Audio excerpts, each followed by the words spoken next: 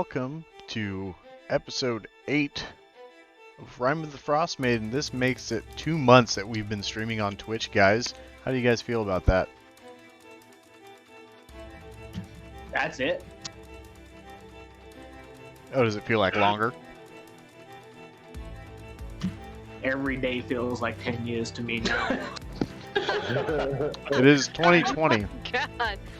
2020 is the longest decade on record, so that's fair. Oh no. I was 11 years old when this campaign started. Not this guy.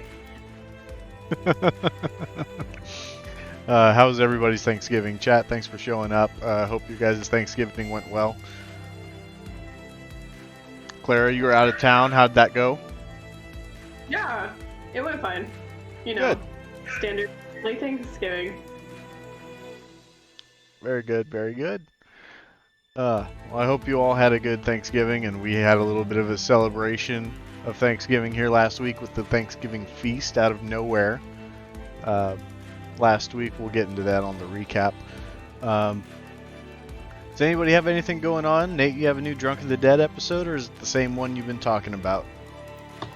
So we did have a technical hiccup. So the episode that was plugged recently is hopefully dropping in the next couple of days. That is a little more per the technical producer of our show. So yeah, probably anywhere from the next 2 to 3 days, that episode will drop. And then a week after that, we have another one. All right, well, this talks about the tech issues, but at least we got the episode going up soon. Excited to hear it. Yeah, the next episode, for anyone that comes over from Rime of the Frost Maiden to Drunk of the Dead, just an advance warning, our next episode, we will be covering the most controversial horror film of all time. We will be covering Cannibal Holocaust. So if you are unsure what that is, but you want to listen to the episode, go ahead and give that movie a Google and decide if the episode will be for you or not. It will not hurt our feelings. Oh boy. Yeah. Ooh, yeah. That one. I have no idea what that is, but I'm gonna have to look it up. That is not a Miranda movie. It is the definition of the opposite of a Miranda movie, I would say. Okay, well, thanks, guys. I'll skip that one. Fair warning, I don't think you would even want to look it up. Oh no. Yeah, my co-host picked that one as one of his hidden gems that he wanted to cover. So we'll see what happens, but we will be covering controversial and somewhat offensive horror film of our time. All right. Well, I'm absolutely gonna Google that shit. Yeah. Unfortunately, that seems like it won't be on the list for me, but that's all right. It's not even on the list for me. That's fair. Very fair. Well, let's go ahead and jump into the recap. And where did we start off last week? I believe you guys had just freshly rescued Lysander, and you took the time to look through the rest of the prison cells and saw that there were corpses inside of each cell that had some sort of fungal growth just coming out of the orifices of all of these corpses. And there was a short discussion made. Lysander was very weary from his time of imprisonment of what to do, and ultimately it was decided that it was necessary to burn the corpses so they could not reanimate the dead. So you took the time to do that. Afterwards, you headed out, went to town, stayed for the night, returning some of the valuable goods to Caer Konig, and headed out that next morning. Headed south for Caer Dineval, where you took refuge for the night, because Lysander was quite wary from his endeavors, giving him ample time to recover from that. That night, they presented you with a Thanksgiving feast, as someone had come across a scroll of Heroes Feast, and the chef essentially had the night off and enjoyed the night with the rest of you, and it was a good time had by all. I am, of course, skipping over Timmy the Tooth, and a couple of other NPCs that had minor cameos there. But Timmy the Tooth seemed to be an interesting one that the party enjoyed. After that night, you asked the guards to keep watch and let you guys know when the weather was going to let up and be decent to be able to travel in, but that alert never came, and come the next morning, Kadroth had returned from his venture and headed inside to keep warm and told you that it was a serious storm front that was enveloping all of 10 towns. So, we will pick up there in front of the fireplace of the main hall with Kadroth sitting by the fire getting warm with everyone standing near him as the door opens and Kadroth motions to that open door and he says, "Caleb, come in. And you see this red-haired, gingered half-elf enter. And he looks very cold, and he comes in and he's clutching this amulet that all of the guards here are wearing. And he looks around and he says hello to everyone. And Kadroth wastes no time and he says, "Everyone, we have a new recruit. This is Caleb. I was able to recover him from Lonely Wood. He was in need and we reached out and gave him what he wanted, what he needed. Please welcome him as a brother. He's one of us." And the guards kind of converge in the room and they give Caleb a hearty handshake and a pat on the shoulder, and they get him his gear. Some equipment is made available for him, and he takes a seat by the fire next to Kadroth and around yourselves. What would you guys like to do at this point?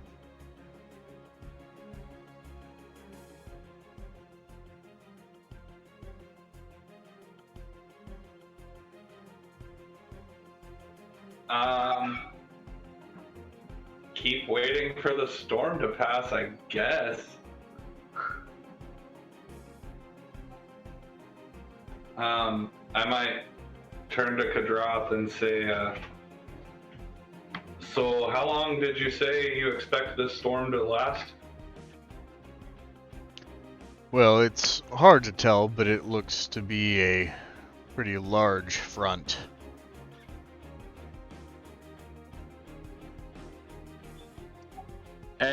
Leon Ponte would like to make his way over to introduce himself to the one known as Caleb. And Caleb is affixed onto the fire, but he hears your footsteps, and he looks up and he says, "Oh, hello." Greetings, I am the one known as Leon Ponte de Moy. I hear that you have had a little bit of a go of it lately. Tell me your story. Well, I hail from Lonely Wood. It's a small town, much smaller than Caer-Dineval, but who released the kittens? Anyway. I'm sorry, did you have a stroke? Sorry, the cat has just learned how to jump on the table, so when they are unsupervised, they are wreaking havoc. Sorry, I'll put them back. They were sleepy, so I let them out. Yep, you're fine. Anyway, Caleb continues his story, and he says he and a few of his companions were setting out into the wilderness to hunt the white moose that has been terrorizing the town. And during the storm, I was separated from my companions, and I was trapped outdoors for seemed like a couple days with no moose, no friends in sight. I couldn't right myself and get a good direction, and I was damn well about to freeze to death. Oh, I see. and he clutches the amulet hanging around his neck. You is that a necklace that you're wearing? Well, to put it simply, this is what saved me. And he kind of holds it out, and you see it's very similar to what the guards around here wear. And he said this gave me the warmth I needed to survive, and I was able to make it back. But lo and behold, I found that my companions weren't searching for me. They were searching for something else, or they left you in the cold? They left me in the cold. Oh, I see. Well, an abandoned man is a friend of Leon Ponte. And Leon Ponte will stick a hand out to shake it confidently. And Caleb reaches out and he says, "Thank you. I hope I fit in here. What do you think of this place?" Oh, my friend. Every place is merely an opportunity. And this opportunity presents many rewards, no?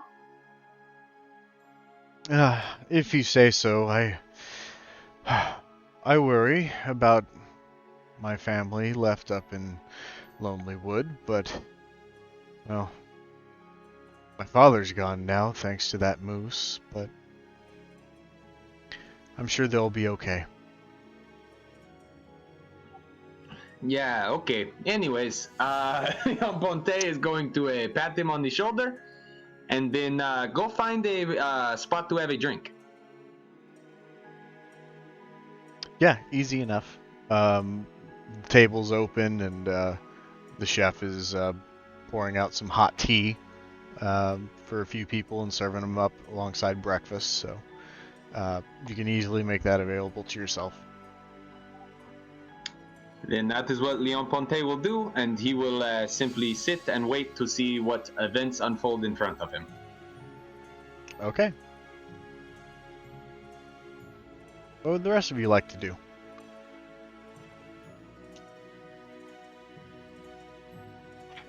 I guess I'll just go back to my room and keep trying to figure out that fucking book. Okay, yeah. With the time that you've dedicated to that book, you've probably read it over maybe 3 times.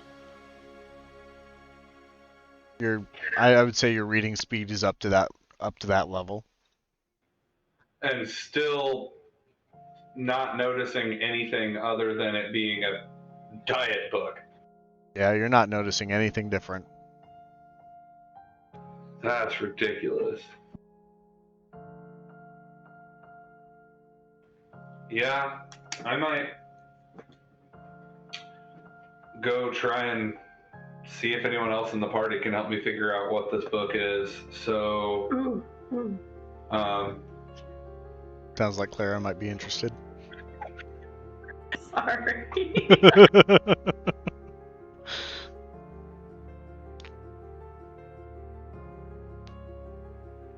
So are you gonna go ahead and talk to Eclipse about it, since you guys kind of have your mutual respect for books? yeah, I suppose that would make sense. I will find Eclipse. Yeah, she's right there in the main room. I'll walk up to her and go, hey, can you come take a look at this for me? Yeah, sure thing. And as I hand her the book, I'm going to say, Avarice is showing a very odd and unhealthy obsession with trying to get this book from me so she can read it. And I mean, she's trying to play it off like she's looking to go on a diet or some shit, but there's something else to it. She's making too big a deal out of it, and I can't for the life of me figure out what else is going on with this book. You think it's encoded or some sort?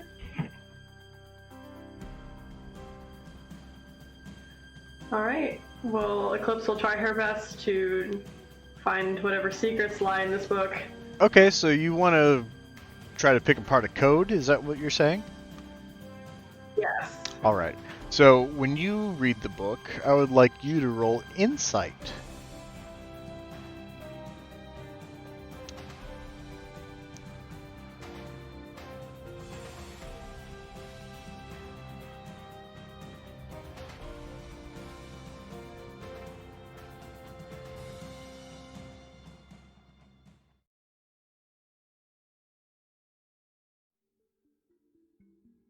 That'll be a 15. Well, there's nothing that you can really pick up as far as a code. The only thing that you can maybe think of is that maybe certain plants or foods that are referenced might mean something else, but that's grabbing at straws at the best. Well, I can't really tell much, except maybe the plants mean something else, but that's it. Okay. Well, I appreciate your help. I'm just gonna keep seeing if anybody can help me figure out what's going on with this. So, you know, I think I'm gonna go try and ask Zizix next. All right. Yeah. So I assume I'll find him in his zontical zone. Yeah. Well, actually, I think he came downstairs as well, if I remember correctly, Matt. Yeah, I was having the Thanksgiving dinner and stuff. So, what we'll... Oh, since you guys are both kind of trying to figure out the secrets, we're going to include Eclipse into this conversation as well. Okay. Sweet. Then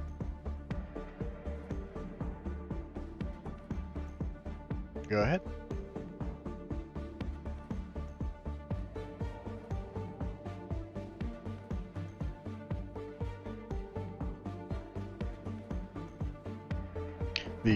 The room is pretty busy with all the guards coming in and meeting up with Caleb and getting to know him. And towards the dining room area, you find Zizix, and who's chowing down on Thanksgiving leftovers as you do. okay. Well, I'll walk up to him and say, "Hey, buddy. You think you could take a look at something for me?" Sure. Well, I've got this book here, but there's been someone showing a very unhealthy obsession towards it, and I think there's something more to it than what it is, what it appears to be, but I can't for the life of me figure out what it is. Oh, I see. Well, if you want to just leave it with me, I will take a look and see what I can find out. Okay. Just be mindful, Avarice has it in for that book, so keep a close watch on it, keep a close watch on her, and let me know as soon as you do or don't have anything figured out about it. Oh, yes. I'll just put it in my bag. All right. Well, I appreciate it. So Zizix will finish up his plate of stuffing that he's eating on, and once he's done with that, he will go to his lab to study the book. Okay. And what are Andy, Lysander, and Carcass doing at this point? I am happy to sit at the table and eat as much food as I can. Okay. Andy will probably sit close enough to Carcass to make sure he doesn't, starve everyone. And she'll just be writing in her journal. I'm going to go and gaze out the window and keep an eye on this storm. Sure.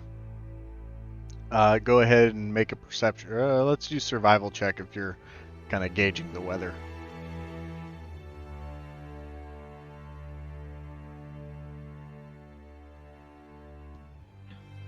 That'll be a 15.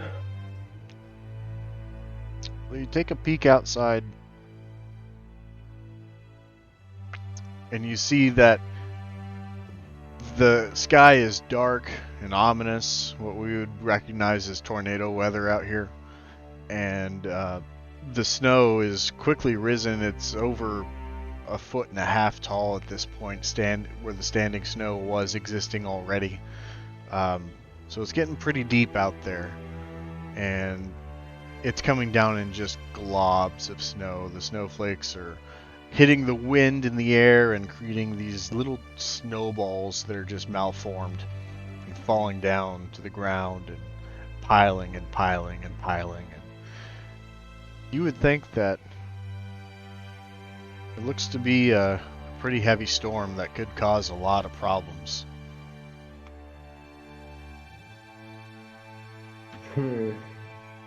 Okay. And how long has it taken for the snow to get up to this level? I believe it's been about 24 hours. Okay. I'm gonna go outside and I'm gonna take an arrow and I'm going to stick it in the snow and I'm gonna put a notch on it at the level where the snow is at currently. Okay, yeah.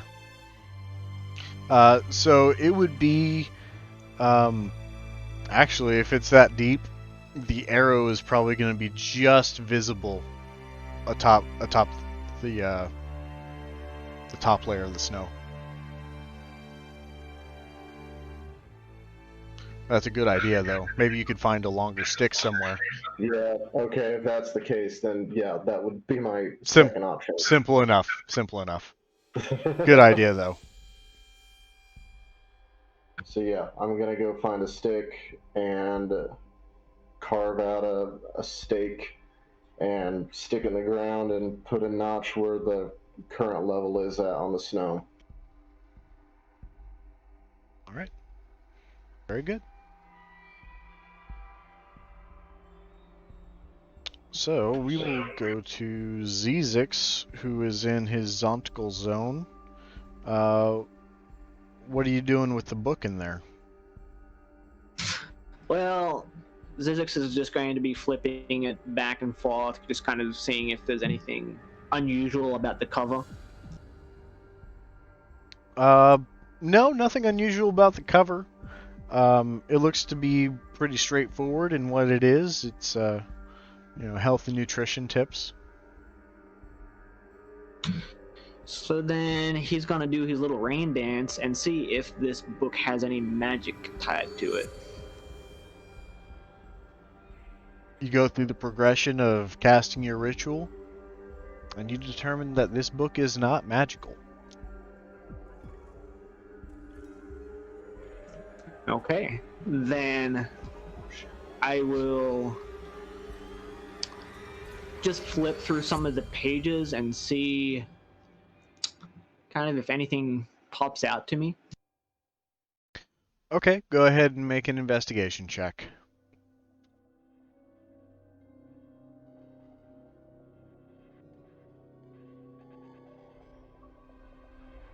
That's a 10. The winterberry actually is full of antioxidants and it helps you beat scurvy, so it's a very handy fruit to be taking into the ocean.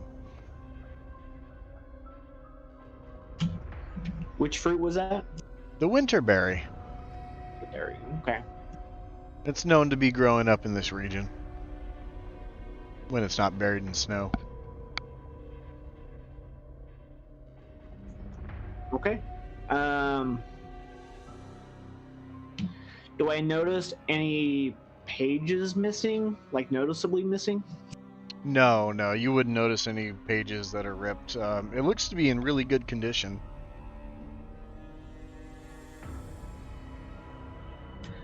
Zizix has deduced that this is just a book. Okay. So Zizix will go and find Vega. Yep, and he would be downstairs back in that great hall. Hey, Vega. Hey, were you able to find anything out? Well, I found out that Winterberry is good for scurvy. Yeah, right. Who knew? Apparently, this book. Yeah, knows a lot of shit about stuff like that, but I swear there's something else to it. There's no magic, and there doesn't seem to be anything out of place. It's in really good condition, so as far as I can tell. The thing is, it was in a fire, so it shouldn't be in really good condition. What do you mean it was in a fire? So you would take a look at the spine of the book, and you would see that there's a little bit of a charred mark on it, but all of the pages inside of the cover are pristine. It looks like it was just printed the other day.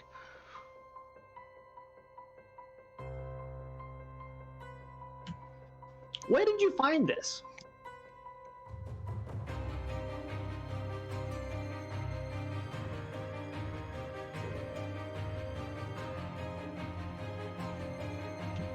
Did we lose Nick and Billy?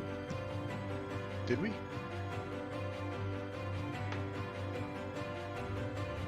Oh, Here, I've still got it open on my phone, there we go. Good save. so I can talk this way. I found it in the library here, which had fallen to a fire some years ago, and every other book in there was pretty much destroyed, or at least not in good condition. And this book, for some reason, is pristine, and Avarice is very, very, very keen on getting it from me to read.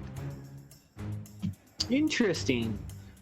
But was it buried underneath anything, or was it just on a bookshelf?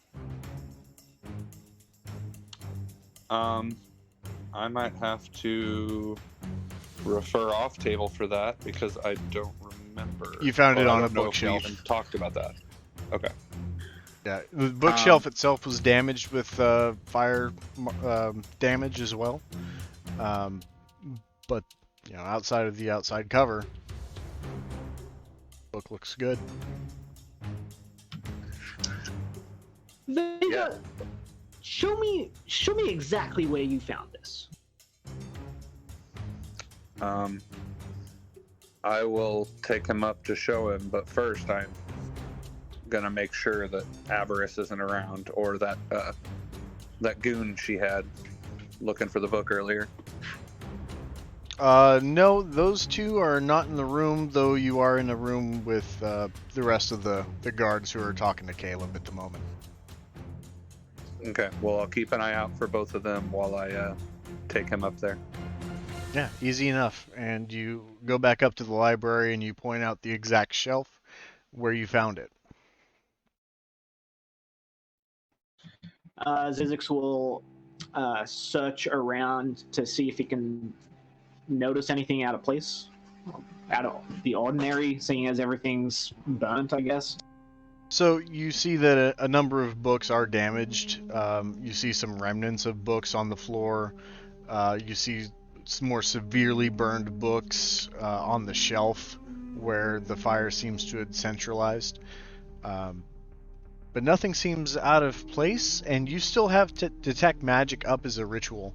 So you would also notice that there are no magical items in this room.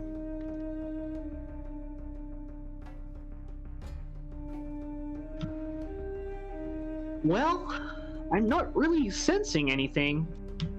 I'm wondering if maybe there was perhaps someone in front of the book when this place caught on fire. I don't think that's it, because who would be standing in front of it that's the exact width of a book?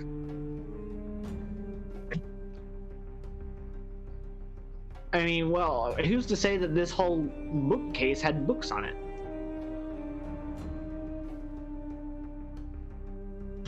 But all the other books are here and burned. All I know is there's nothing magical about this.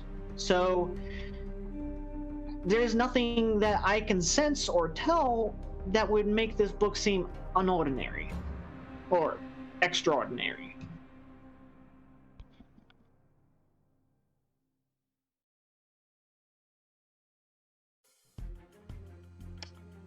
Okay. Sam, I'm gonna look through it. Do I see any kind of runes or anything like that in it anywhere? So I won't make you roll for it just because you're really, you've read through this book, you've looked for runes, everything like that, and nothing out of the ordinary like that is really of interest. However, you hear some footsteps coming up the staircase. Okay.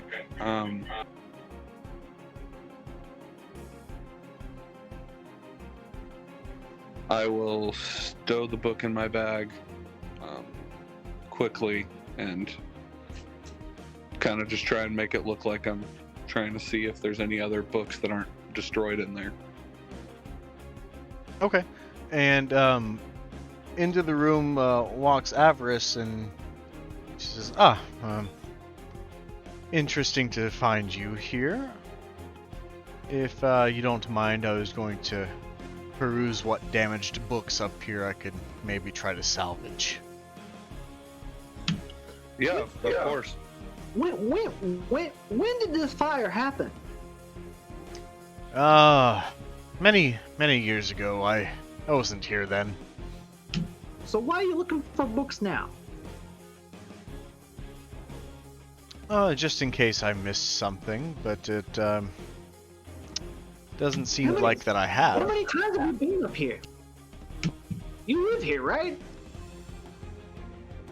I could count the number of times I've been up here on one hand. I like to spend most of my time in my office if I am here, secluded from everyone. But, Vega, I hope you enjoyed your book.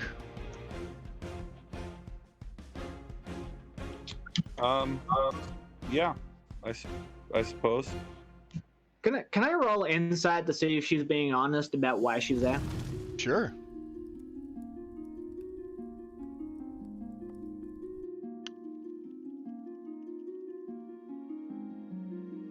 Eh, 19.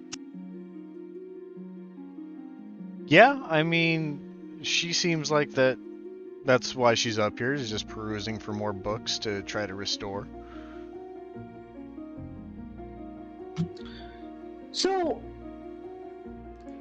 I hear whisper of a diet book. Why are people whispering about that? Well, to be fair, I'm looking to shed a few of these pounds because I have been secluded for so long, but nevertheless, I think I'm over my fiction of it, and I've grown to love myself. Question, how do you get such a figure at eating nothing but knucklehead trout? Lots of knucklehead trout. Does that mean that other people are going without knucklehead trout? And she kind of looks around the room and looks out the window, and she says, with a storm like this, I figure a lot of people will.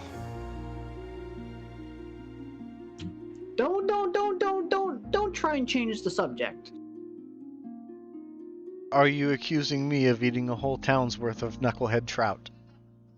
All I'm saying is that it's very curious that you're very interested in a book. If enough people are whispering about it. Like I said, I don't have an interest for the book anymore. I have come to that realization. Can I roll insight on that? Yeah, absolutely.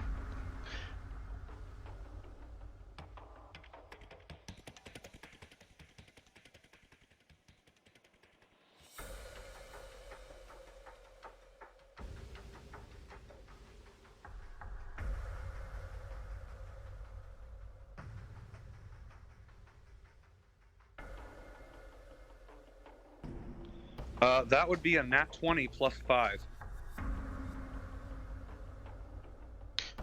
Yeah, she has no interest in the book whatsoever. She's being very truthful about that.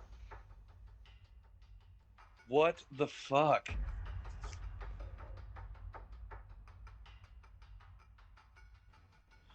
I swear to God, if there's really nothing to this book, all right, well, I'm gonna kindly excuse myself from the room and just say, well, good luck in your search for more books there. I'm gonna go see what Pointy's up to. All right. And Avarice nods her head and she says, I'm sure I'll be seeing you around. Looks like we're in for a while, unless you choose to brave the outdoors. If you don't mind. And she kind of looks to Zizix and says, You're a small one. Do you think you can scour this lower shelf for me?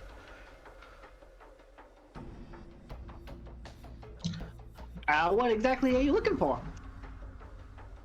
Well, I'm looking for anything related to the study of alchemy.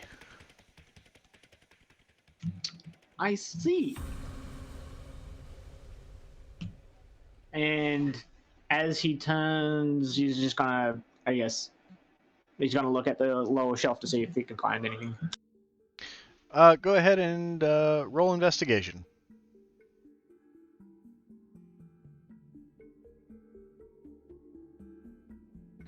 That's a 5. It doesn't seem like you're coming across anything like that.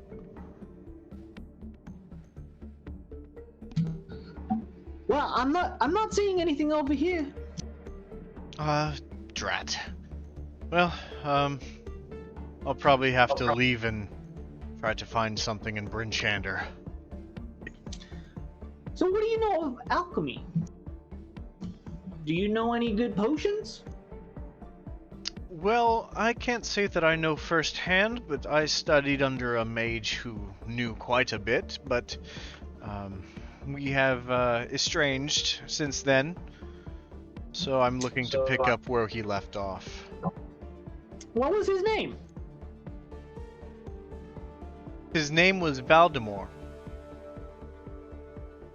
Valdemar.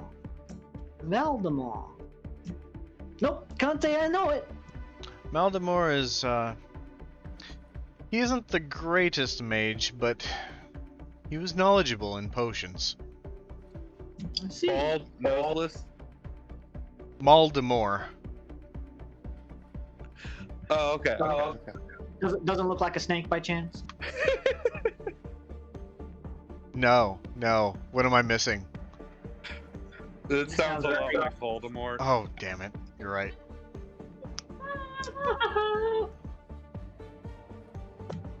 So, He was where great. could I find him? You can probably still find him in Luskin.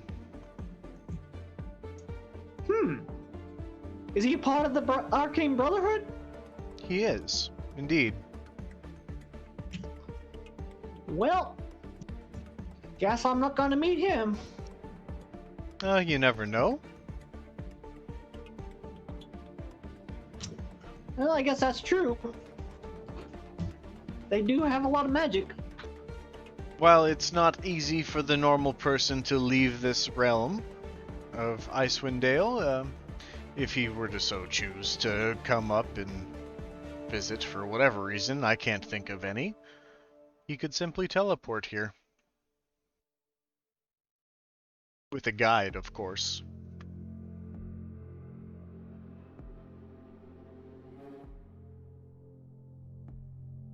Well, anyway, since we were unsuccessful in trying to retrieve anything of use in this library, I will bid you a farewell. And she kind of bows her head and gestures to that she's going to be leaving the room.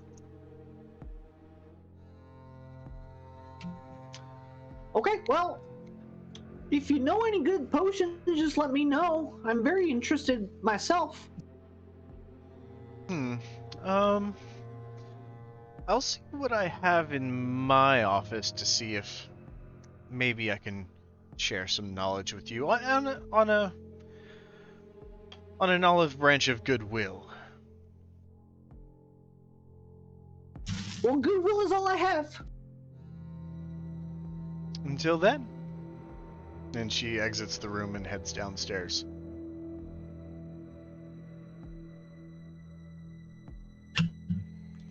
And Zizix will return to his lab. Okay. So everyone else has returned downstairs. Vega has found Pointy to see what he's doing as he's taking in the intricacies of the room and kind of just getting a feel for what everyone's doing. Oh, to clarify, I didn't actually give a shit what Pointy was doing. I just wanted to get out of that room because I was uncomfortable. That's fair.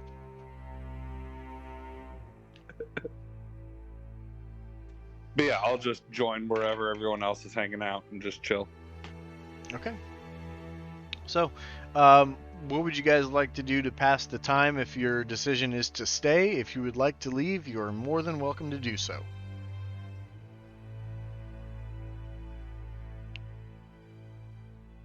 How long has it been since I staked that stick into the snow? Since Zizix did his thing as a ritual, at least 15 minutes, I'd say. I'm gonna give it a little more time. Okay.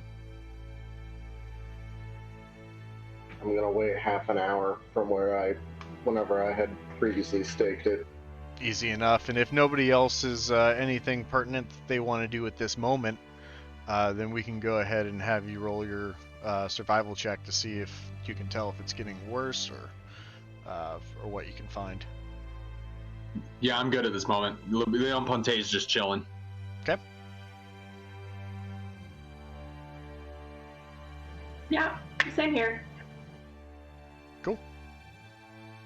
Alright, then I'm gonna go back outside and find my stick. You wager that it's been about 30 minutes and another probably inch has come down. Seems to be coming down at a larger rate than it has been.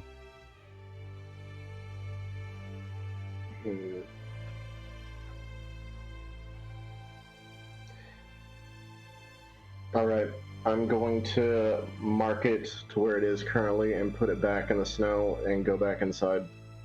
Okay. You gonna check it again in the next half hour, or? Yeah, I'm gonna wait, another half hour.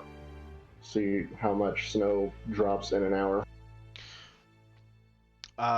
So we'll go ahead and do that. You're getting the idea that every hour it seems to be dropping at least 3 to 4 inches of snow. Oh, jeez. Alright. Well, I'm gonna go back in and see if anybody has reconvened downstairs.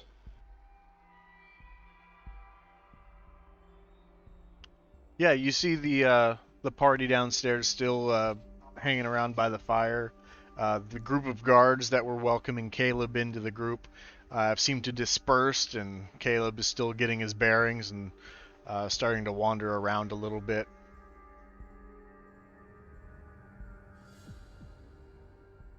Alright. And anybody from the party downstairs, is everybody else downstairs, or is Zizix still up in his lab? Zizix is upstairs in his lab. But everybody else is downstairs? Yep. From what I understand. And I don't surmise that this storm is going to be letting up anytime soon. No. Based on... Yeah. Okay.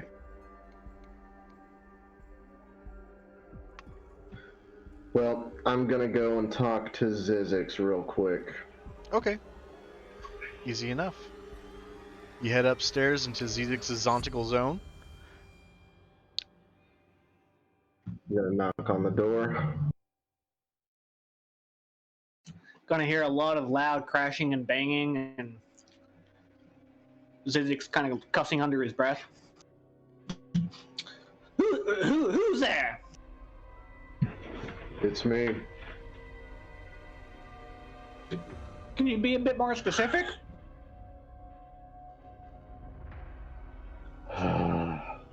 Lysander. Now, was that so hard? Come on, man. Alright, so I step inside, and I've got my stick with me, and I look around the room and ask, what are you working on?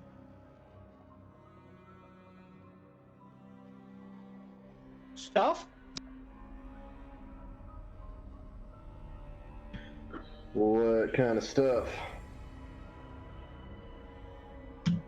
Well, the kind of stuff that I need that crystal for. Well, I thought you might say that. And then I present the stick where I've put the notches in. This is how much the snow has risen in the last hour. I knew we should have left earlier. I think you might be right. Well, of course, I'm always right. Debatable, but in any case. No, it's not.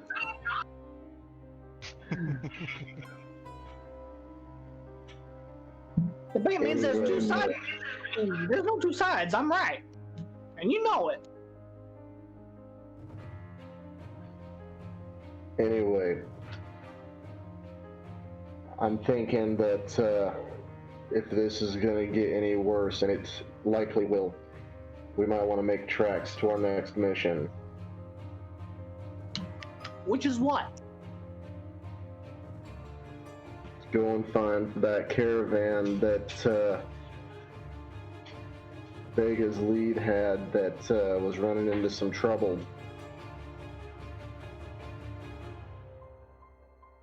Didn't we already find that? No. No. You're wrong about that one. No, I'm not. We found people. We found a caravan. You know the guy that we killed? He tried to kill me. Come on, you should know this. Not that caravan, friend. Well, I We've mean, got a mission that's do we have specifics on the caravan? You can't just go around saying, yeah, we're missing a caravan and expect us to know that this is not the right caravan. You know?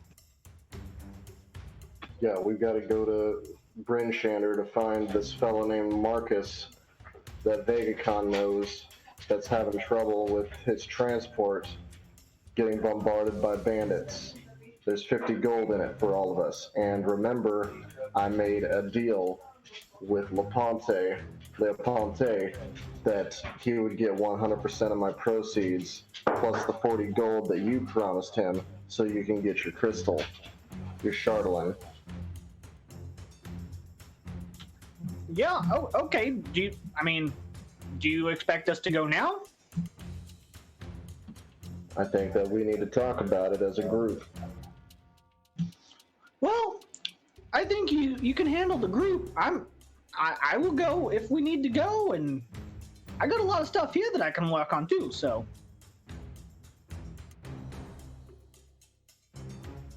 I just wanted to get your input, friend. That was all.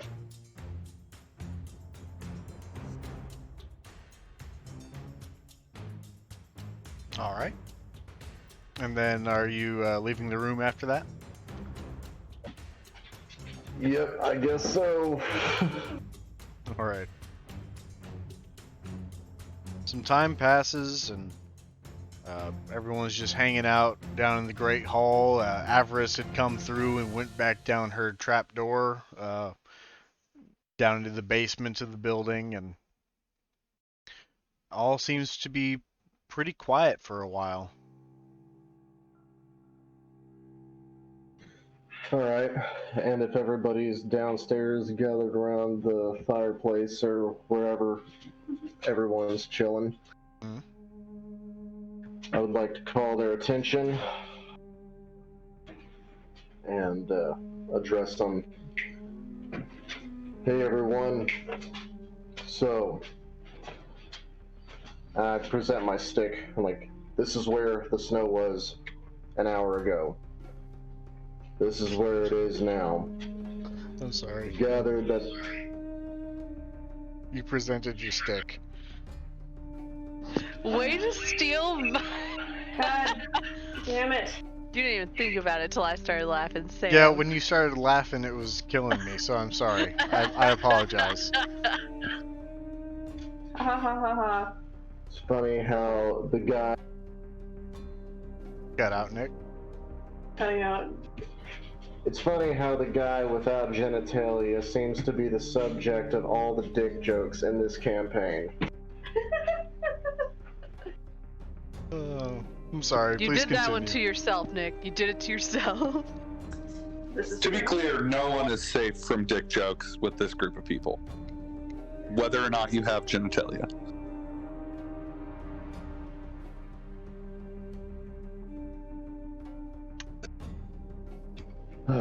Okay.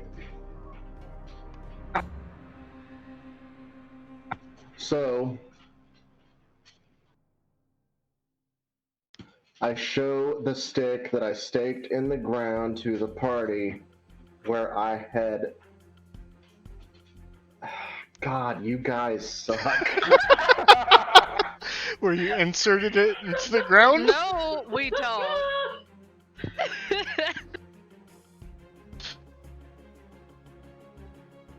You can't just walk up to Okay. people and present your sick and then tell them to suck. Oh no. Oh So the boy. storm is getting worse. The storm is getting worse. The snow has risen about 4 to 6 inches in the last hour. And I don't think that it's going to get any better. So we can either make tracks to Bryn Shander and try to find this transport, this lead that Vega has given to us, or I'm open to any suggestions you all may have.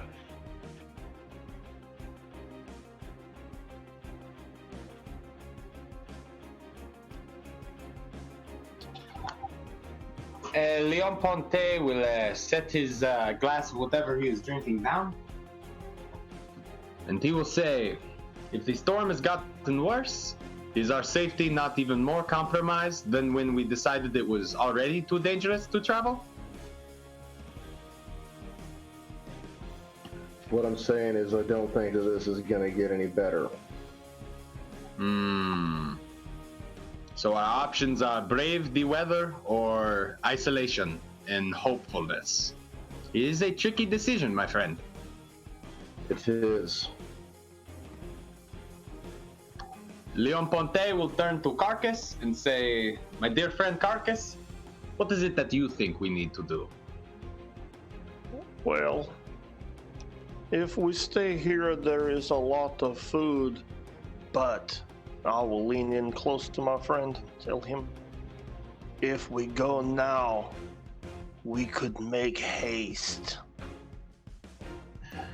Leon Ponte will give a smile and say, that is something we are pretty good at, no? Yes, I'm very good at it. Then Leon Ponte votes that we make the haste and brave the storm before it gets much worse. And on hearing that, I will bolt for the door. Okay. And upon reaching the door, it is closed. I would like to try and just run right through it. Make a strength check. That's a 25. Holy shit. You break the hinges off of this door, and it just goes splintering outward. And you just... a breath of cold air meets you, and you sprint outside. Yes, and as I burst through the door, I will scream at the top of my lungs, I make all the haste! Leon Ponte will immediately stand up from the table and say, I will take care of this, continue to discuss. And he will run out the front door and shout for Carcass to return, because it is not quite time to make the haste. I will stop and very slowly and sadly walk back toward Pointy. Leon Ponte will stand there waiting with a warm hug prepared for Carcass, for he knows how disappointing this is for Carcass to not be able to make the haste quite yet. I will accept the hug. I am very sad about the haste.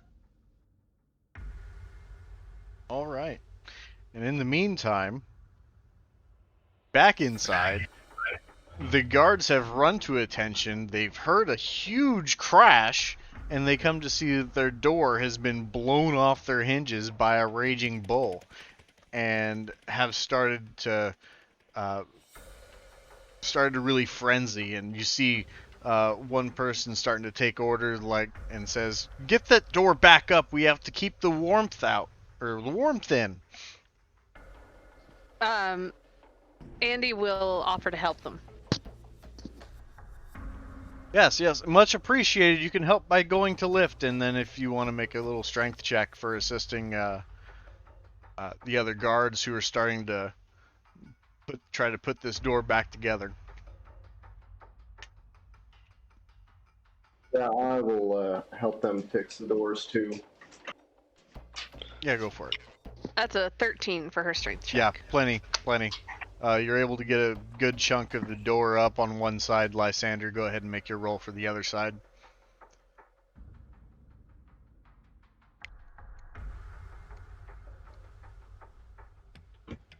That's a 7. Yeah, easy enough. You have help from everyone else, and you're able to get the door back to standing upright, but you guys both quickly notice that the mechanism, the hinges, have been totally torn off this door. And the best you can do is set up a sort of barricade at the moment to try to trap in the heat. Carcass and Leoponte return at this point as you guys are starting to push the door back upwards. Noticing that the hinges are messed up and everything, might look over at Zizix and say, "Hey, don't you know how to cast mending?" I believe he is upstairs in his office at the moment. Well, I might actually go up there and knock on the door. Sure. And as Pointy and I enter, I will point at the door and look at the guards and at Andy and say, this door looks like it is broken. Well, it wasn't a second ago. Someone should fix it. It is cold outside. Well, we are trying our quickest. We don't need to let the cold in. Leon Ponte will pat Carcass on the back and then move over to assist with restructuring the door however he can. Yep, easy enough. And then, Vega, you went to go retrieve Zizix? Yes. So right. As soon as I get to the Zontical zone, I will knock on the door. Yes, who's there? Hey, it's Vega. You know how to cast mending, don't you? Well, Sorry, I don't know if it's sorry. called that, but I can fix stuff. What did you break? Oh, Carcass broke the front fucking door down, and we're all trying to fix it right now. Oh, okay, yeah. I'll come out there and help. And you have the mending spell, right? Correct. So, once you get downstairs, after everyone has positioned the door to be able, from the inside of course, pulled it back up and got it to be not quite airtight, but about as close as it can get, you make your way over to the hinges and you start casting mending to try to repair it. And you get it to work pretty good, but the door seems a little bit hard to open and shut. It seems like your mending might have mended a little too much, a little bit. It's not 100% fixed, but it's doing fine for now. And one of the guards looks at you and he says, "Thank you very much. This will give us time to be able to get true repairs to be done to this and be able to actually make this usable again." What do you mean true repairs? This baby's fixed as better than new. He'll knock, his finger on the hinge. And he says, "You wouldn't happen to have any oil for this then, would you?" Well, of course I do. And he'll go into his bag, and he has some of that lamp oil. Yeah. Drop a couple drops on it. Oh, look at that. The door starts swinging again. Some things just take a little bit of time. Well, thank you very much. This took no time at all, considering the damage that was done. Well, I get a lot of practice fixing things because I also break a lot of things. Understandable. Thank you. So, with that all being taken care of and the door being repaired, everybody's back inside. What's next? Well, maybe we should continue our discussion on whether or not we want to leave for Bryn Shander or wait here another night. Or end up getting snowed in here.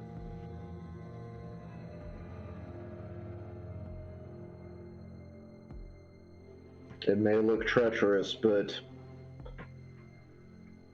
I don't think that it's going to get any better. Well, here's the thing. It's so cold outside, the snow's not gonna melt, so the longer we wait, the harder this is gonna get. Eclipse will pipe up and say, "I agree with all of you. It'll be better to actually make our way through this instead of being stuck behind a wall of snow."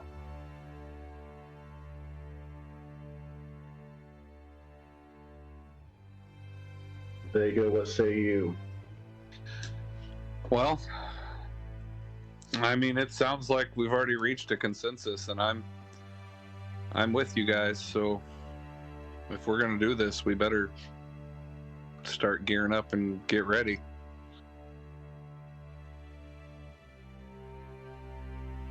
All right. All right.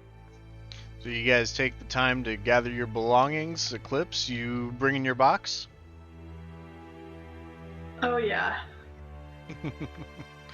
And you guys make haste and collect your belongings and start heading out the door. And as you head down this, trudge down this deep snow down the hill towards the city, you see that a large group of townfolk have congregated towards town and are making their way uphill as well. And they don't look very happy at all.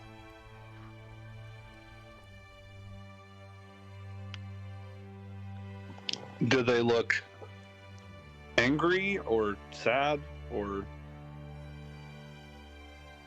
They look very unnerved. They look like that there's a serious problem. Okay.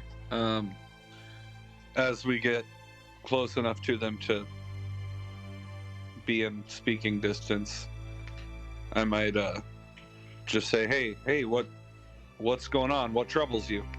And the noise of the group kind of talking amongst themselves is quite ravenous and riled up. And a half-orc comes out, and he's got a fishing pole with him, and he looks like a fisherman by trade. And he says, "We're on our way up to talk to the speaker. East Haven has broken their agreement." What agreement? What happened? Well, this morning, when the fishermen went out, we, of course, with this weather, a lot of the lake had frozen over. Luckily for us, we had a bit of a freshwater patch that we could still get our boats out in. But East Haven, they got out here earlier, and they sequestered our freshwater hole. They have a garrison of 20 men holding us at arms to prevent our fishermen from getting through, leaving us to carve through the ice to try to fish for knucklehead. And that is a tedious endeavor that we were not ready to take part in. We don't have the tools to be able to do this en masse that we're supposed to now to be able to feed the town. East Haven signed the agreement just a 10-day ago that we would restrict ourselves to certain sides of the lake and have a productive and very mutual agreement about where we can fish. And we have to talk to the town speaker now to get this resolved. Well, I can help out. I can make that hole for you. The hole's not enough. We need to be able to get our boats out and fish for knucklehead trout in the open. So what's stopping you from getting the boats out? East Haven has sent 20 plus men with arms to keep us away.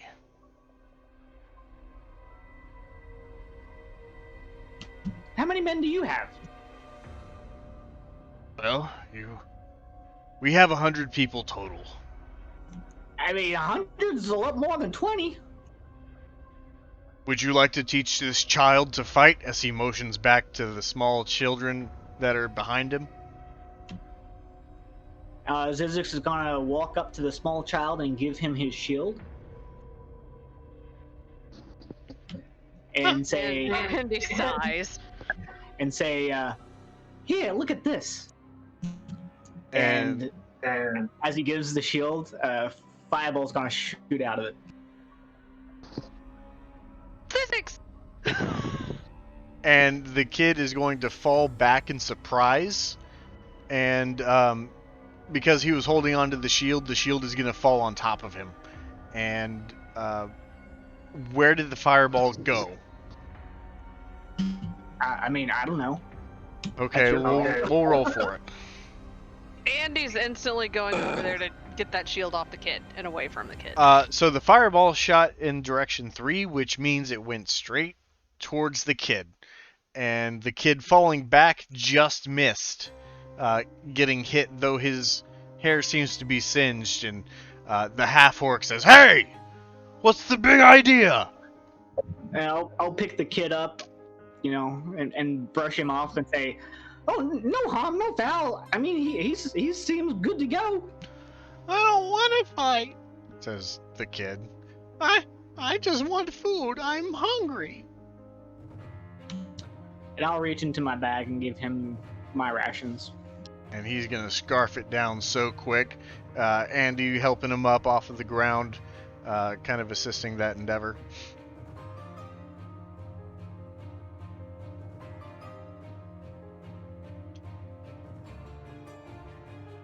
And the half-orc says, "We must not delay. We must demand to speak to the town speaker." As Zeus is gonna take his shield back, realizing the mistake that he made. Good call, indeed. Fireballs for everybody. You get a fireball. You get a fireball. All right. So, go ahead. Sorry, I was gonna say, I would look at the half-orc and say, I would say you should absolutely go speak to the speaker as soon as you can.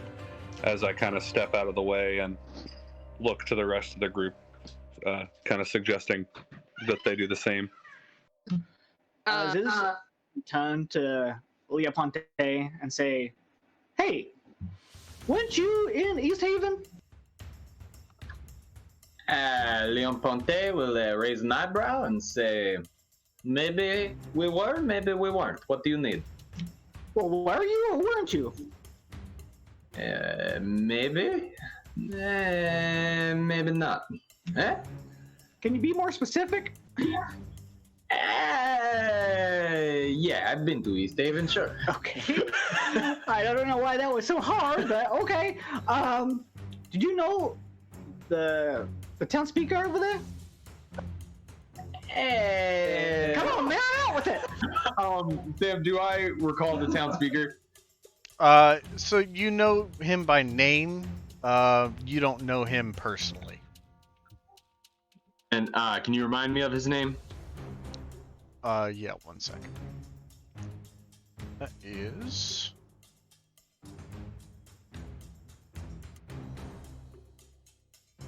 Dennis Whalen. Yeah, his name is Bennett Whalen, and he is the speaker of East Haven, which is a place that I have been. Carcass, make the haste to East Haven. I will start running. I believe Andy had something to say. I'm sorry, Miranda. I didn't mean to. Oh, you're okay. Which direction is Carcass taking off? Downhill.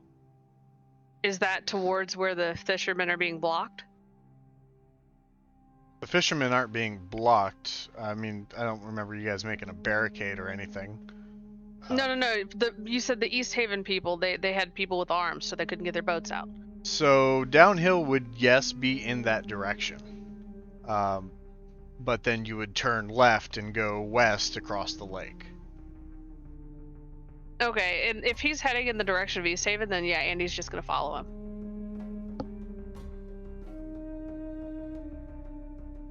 Okay.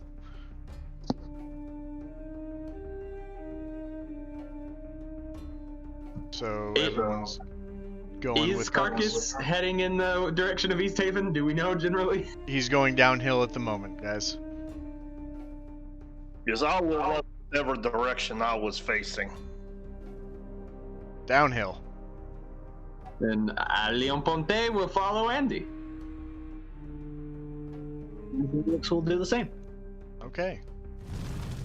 And We're going downhill. go ahead. I said, I guess we're going downhill. All right. Heading down into the heart of the town, you see that there's very few people left. You see it's mainly just women and children kind of bundled up in their homes, taking refuge. You see that most of the men had actually been part of that 20-man group that was up there, full of fishermen, heading up to the care. As you guys start to make your way out of town, I guess marching order is going to be Carcass on your way out. Yes, Carcass will lead because I'm not going to stop making all of the haste. Andy will be behind him, and she will definitely point out when to turn to East Haven. And Leon Ponte will do his best to keep stride with Andy and be just kind of directly to her right to keep an eye on Carcass as best he can. Okay. Well, the immediate concern at this point is your guys' pacing as Carcass starts to pull away as he is making lots of haste. Leon Ponte will shout, Carcass, make a little less haste. I will yell back, okay! And since I have heard him say the word haste, I will try and speed up.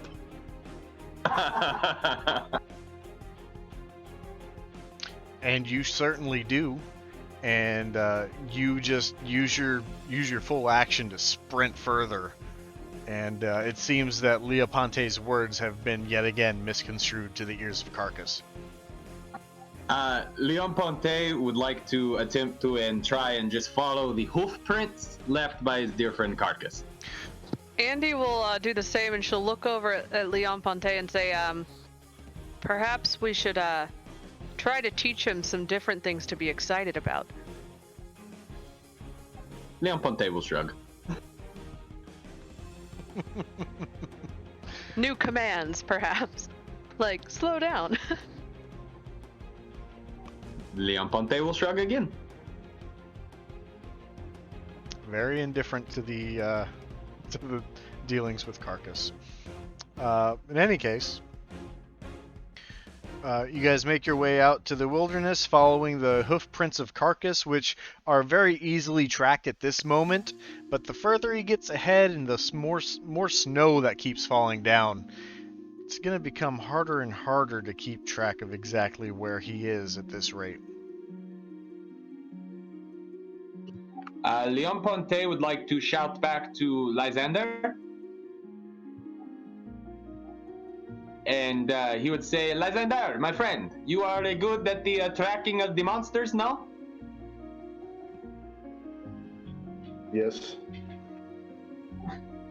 Do you think maybe you could step up here and see if you could help us decipher the trail a bit to find the monster that is my best friend? Yeah, I suppose so. Alright. I'm gonna turn to Zizix and say, this is your fault. And then walk up to Leoponte to follow those tracks. Go ahead and make your survival check.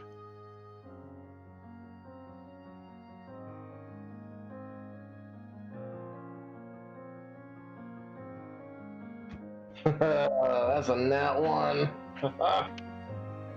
It's really hard. This snow is filling in those hooves, and it's almost like as much snow is falling down, Carcass's sprint is not leaving as clean as a hoof print as it was earlier, and more of like a decimation and breaking of the rolling little piles of snow that have appeared. And it's hard to tell exactly what is a naturally occurring footprint or what was just fallen down from the sky from the storm overhead. Could Leon Ponte potentially also make a survival check to see if he can identify the path of his dear friend? Sure, go ahead and make your survival check. Andy could lend a help action if you'd like. I would.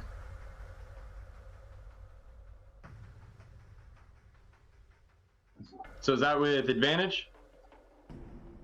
Yes, either roll separately or one with advantage. What do you want to do, Andy?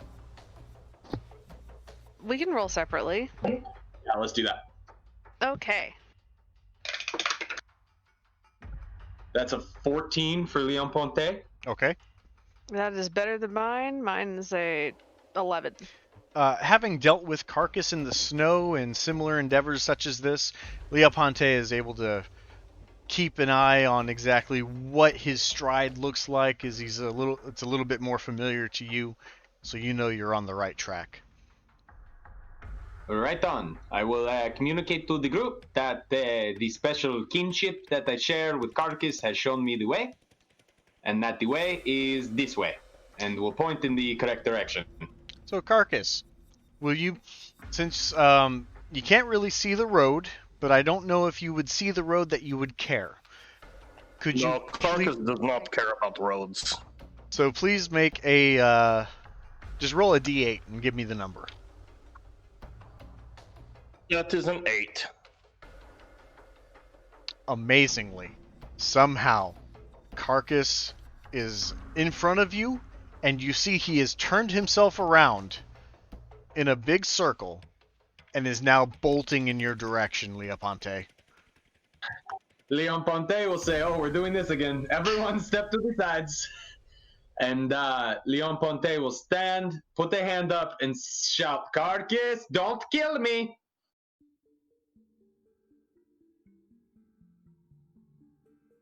Carcass, you hear him clearly. Yes, but I am running very fast. But I will do my best to stop before I reach him. I do not want to kill Pointy. Alright. Go ahead and make a dexterity check. Ah, shit.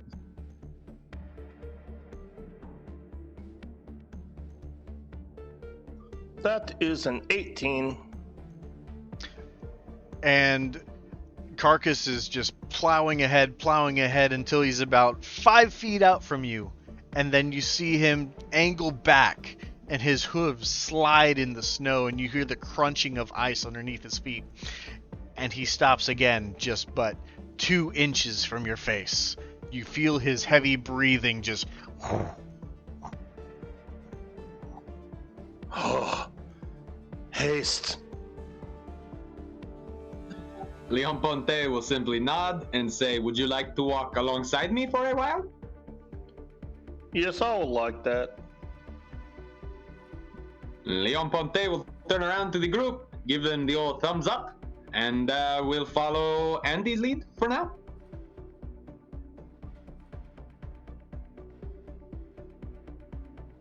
Sure. All right. Andy will keep on going towards East Haven. Okay. So let's see. You guys haven't been off track for too long. Go ahead and give me a survival check to try to rewrite the ship, as it were. Okay. Oh, natural 19, so that's a 23.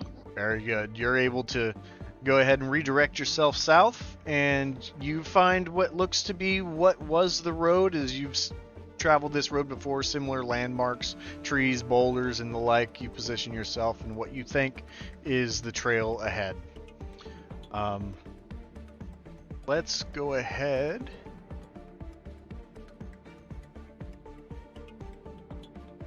Okay. As you guys travel for probably another 30 minutes in this heavy snow, give me a perception check.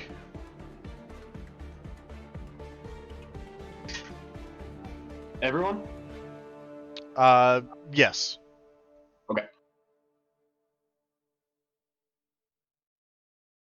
It's a 22. I got 11.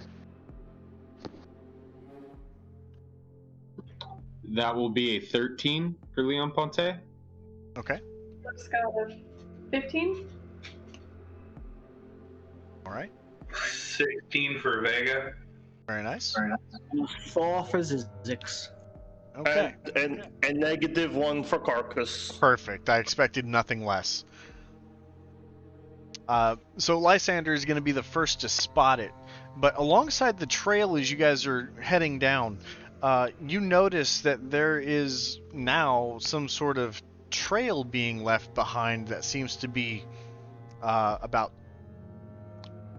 maybe a 1.5 feet, 2 feet wide in the snow, like something had just moved straight through and just plowed everything to the side.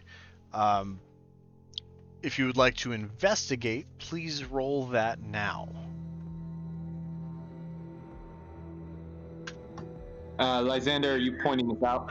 Yes. I'm going to point to the footprints, and yeah, I'm going to bring them to the attention of the party, and I just rolled a 21 on investigation. A 15 for me. Yeah, the 21 and the 15 are plenty.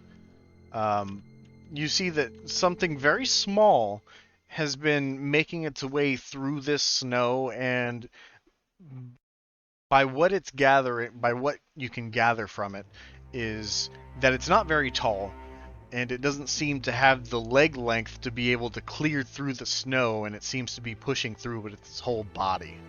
And the trail continues up further to where you can't see exactly where it ends at this point. But you notice that there are footprints, no snowshoes, just regular boots about the size of a child. Andy will follow the footprints. Yeah, let's check this out. So it's basically leaving like a Bugs Bunny kind of trail. Pretty much, yeah. Uh-huh. Okay. Yeah, let's go check it out. As you two venture forward, you come to a stop in the trail, and down in this little 2-foot wall of snow, you see something just bundled up inside of there. Andy's going for it. She's going to try and kind of gently touch the bundle, see if it moves. It's very cold and it does move. And a little halfling woman peeps her head out of her heavy winter clothing and says, "Oh, oh, you scared me. I didn't hear you coming. I must have overslept." Andy is gonna say, "Are you all right?" I could be better. I got caught in this blizzard and I'm very cold. Well, why don't you come with us? We're on our way to East Haven to resolve a bit of a fishing conflict, but after that I'm sure we could find somewhere for you to stay. I need to get to Bryn Shander. I think that's ultimately where we're heading. I really can't delay. Maybe if I get to East Haven, I can see if I have enough to hire some dogs to sled me to Bryn Shander from there. I'm trying to help my town. It's of the most importance, and Card de Nivelle had no help for me. Well, perhaps we can help you. But first we need to make sure that these people are able to fish and eat. It's important. Well, my people also need to eat, and I don't think this storm's gonna make anything better. We're being extorted by winter wolves. I see. Winter wolves? Winter wolves are... Just imagine a wolf as big as a horse, and they can talk. Oh. I'm gonna All right. with that. Well, look, we're headed to Bryn Shander as well. Come along, let us resolve this conflict in East Haven quickly, and then we can see what we can do to help your people. I don't know if we can survive another night, and with this winter storm coming in, I just feel like the townships, I feel like they're going to expedite their next sacrifice. And I don't know if you know, but Dugan's Hole, we sacrifice our heat, and we go a whole night without heat, and if they think it'll please Auril, they might do it sooner rather than later. And I think the cold is going to make the winter wolves very, very angsty, and this woman is just very anxious about all this, and it seems to be on the forefront of her mind. Look, we'll hurry, all right? Yeah, how Keep a about... level head. Yeah, I'm gonna step forward. I'm gonna take off my cape and drape it around her. Mm-hmm. How about we walk and talk, ma'am? We're going the same way. Yeah, Join us. yeah, sure. Does anyone have a pair of snowshoes that might fit? I don't want to walk through this snow anymore. Andy says, I don't have an extra pair of snowshoes, but I'm sure I could probably carry you. This is fine. Don't worry yourself with it, and I'll walk up and say, why don't you ride up here on my shoulders? Ooh, a high vantage point. I've never ridden one of you before. That's interesting. And are you gonna try and grab her by the trunk and put her on your shoulders? Yeah, I'll reach my trunk out, kind of like, reaching a hand out for someone to grab it. Yeah. And if she grabs it, I'll kind of wrap her up with it, pick her up, put her on my back. Absolutely easy enough. And you guys, I'm not going to say it. You make your way, not making haste, making way towards East Haven. All right. Every time you say that, my head just making her way downtown. And I try and fight it, but I just can't. Yep, you're homebound. Yep. Yep. But it's understandable, and it's something that I repeat a lot when I DM, as you guys well know, being my players for the last couple of years. Yep. So, with this, let's make another survival check for the next hour.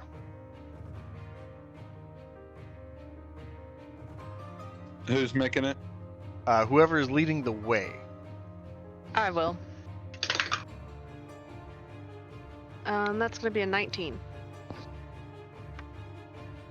Okay. Yeah, you're doing a great job being navigator at this point. And very nice, Claire. I just saw your chat. You do very, very good in navigating on the trail, and you see East Haven on the horizon.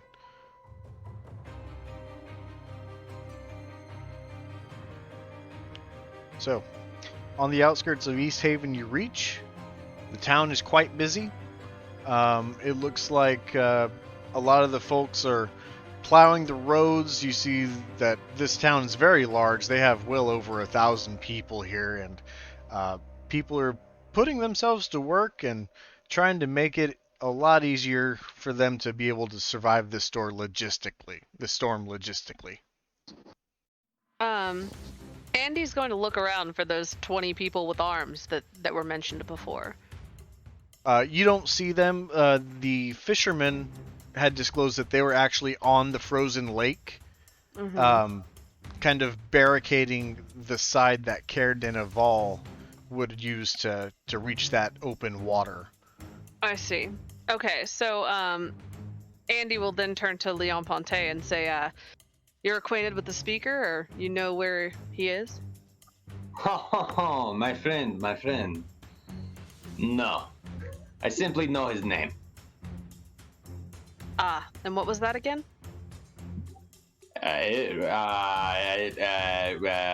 Sam. Dennis Whalen. It was just a moment. It was coming to me. It was Danet Whalen. He's the speaker of East Haven, who I'm sure we go down there, we ask once, maybe twice, we know how to find him, no? That sounds good to me. And she'll continue on to find someone to ask. Okay. So, go ahead and make an investigation check to try to discern where exactly you would be finding the town speaker of East Haven.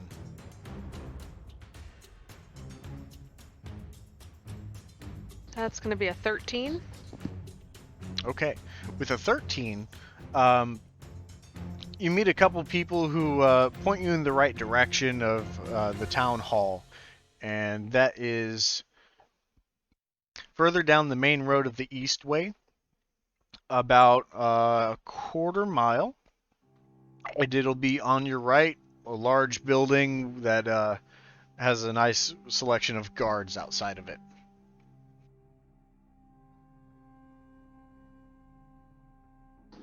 All right, Andy's going to walk right up to it and say, we're here to speak with the town speaker. The Dragonborn speaks up and he says, "On what business?" Caer-Dineval is not being allowed to fish.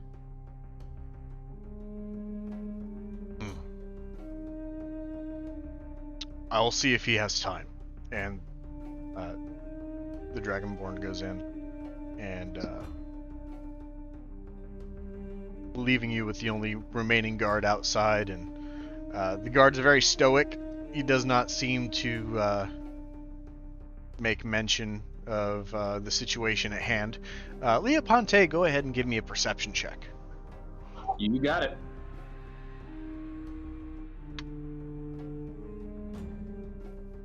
That will be a 12. 12. You have a strange sense that this remaining guard is a familiar person that you may be familiar with, but you can't quite put a finger on who this person is.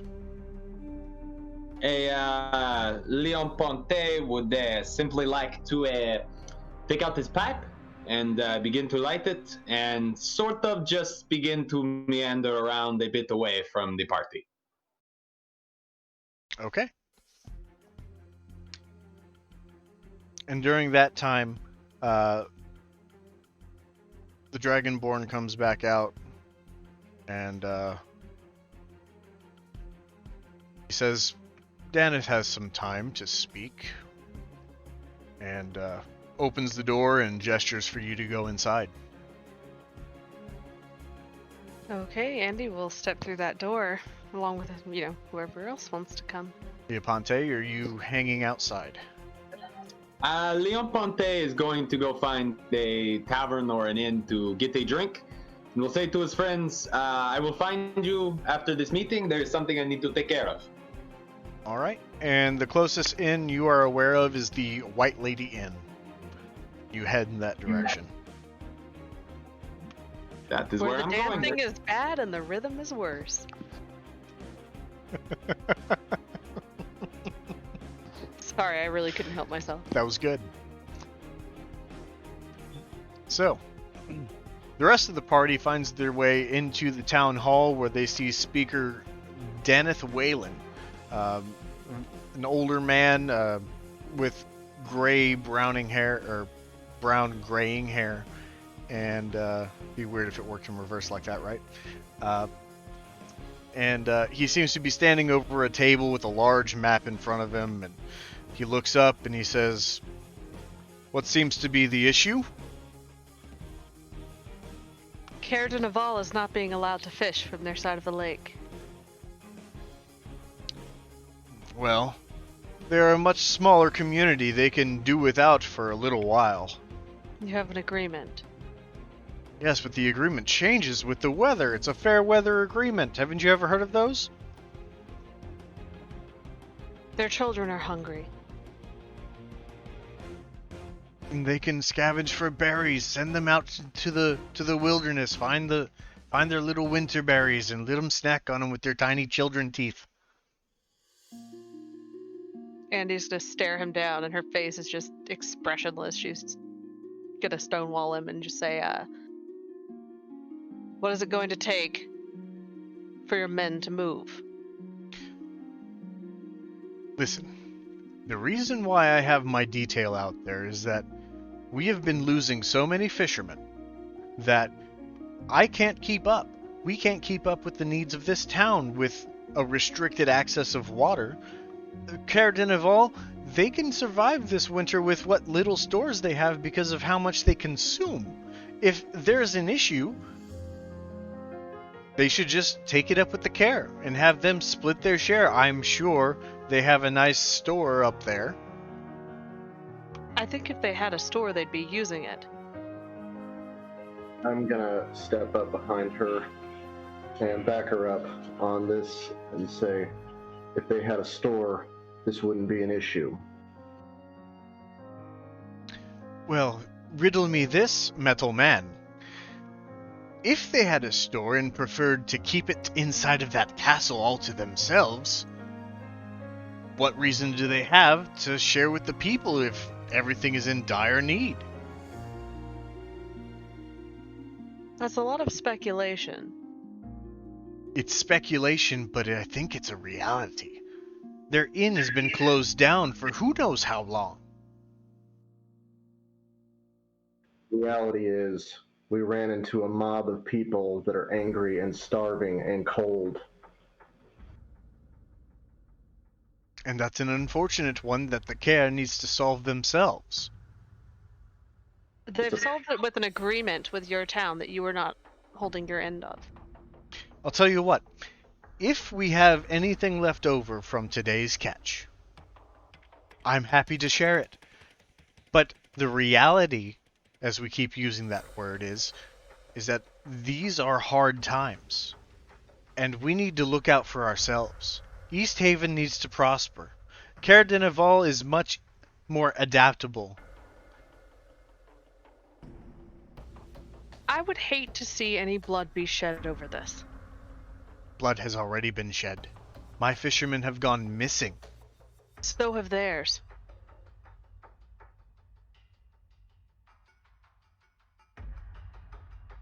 Zip is gonna pipe up and say, "Yeah, there's a lake monster." Care de Naval is also plagued by this lake monster that we have? I don't know about the monster. I just heard that fishermen have been going missing, and she'll look to Zizix to explain more.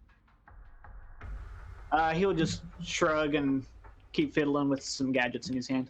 Regardless, I think that whatever is troubling your town is also troubling Caer Dineval, and while you're making them into the enemy, your real enemy is a mutual one.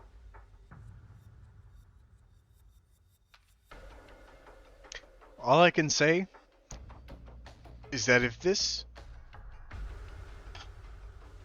is truly a mutual enemy, and I am also being targeted alongside Caer Dineval, then that's a much larger issue for both towns.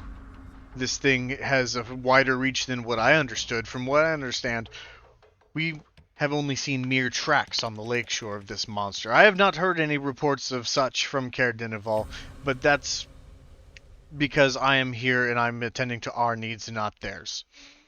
Well, I can tell you that I've seen them personally. Wait, from where? From Sheridan Hall. Right? No, you would have seen them here in East Haven. Okay. Yeah, here. Because this is where the ferry was, where you went and investigated the pier. I'm getting all turned around. It's alright. You guys have been traveling to a lot of towns. It's easy to mix up. Alright, I think I have an idea then. Oh? Whatever this lake monster is, surely it's fairly large, right? If it's taking entire fishermen at a time. I'm sure it's eating plenty of fish.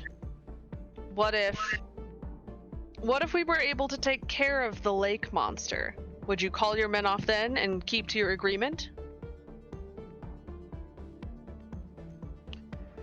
I think if we were able to establish that we could safely fish on the frozen lakes and carve into the water, I think we would have less reason to pull our men back. Or more reason to pull our men back. Less reason to have them out there. I think this is a good idea. I think if you are willing to investigate such a matter, I'd be more than happy to allow it. Andy's going to turn to the rest of the party for their opinions. Yeah, I've been investigating this thing for a little while, actually.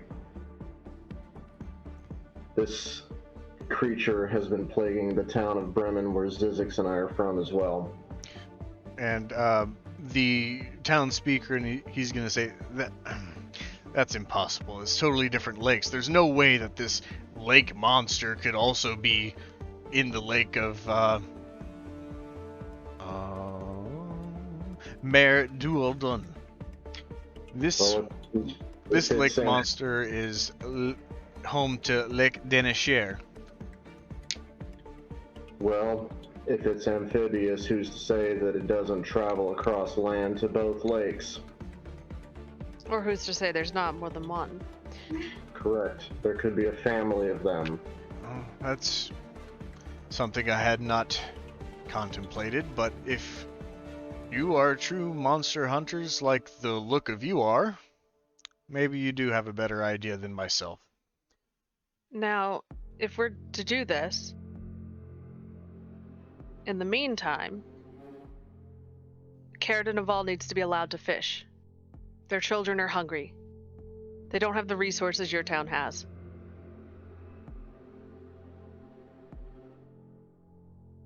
Let me make this perfectly clear, and I'm not denying your request, but we have a lot of people here, and we don't always have a meal every night. Things are hard. Yes, I understand. I agree that people going hungry is not a very good thing.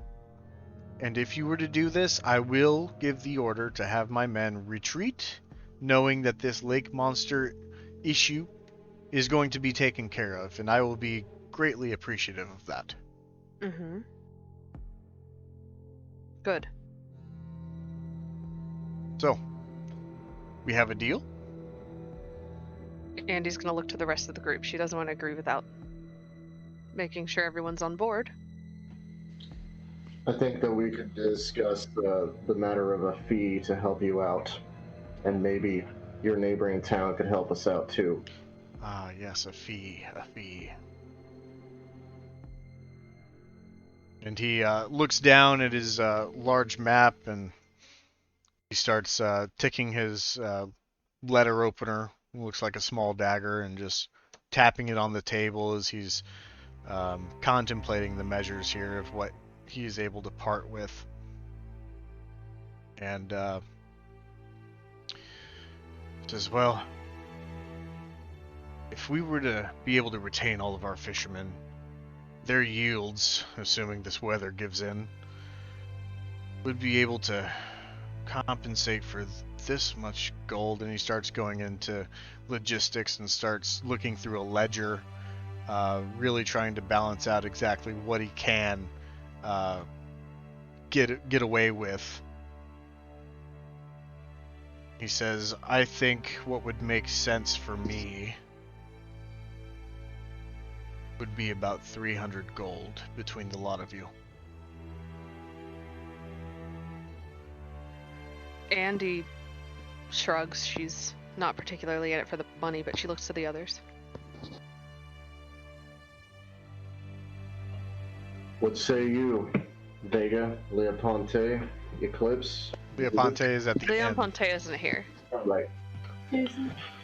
Well, I'd say that sounds perfectly reasonable.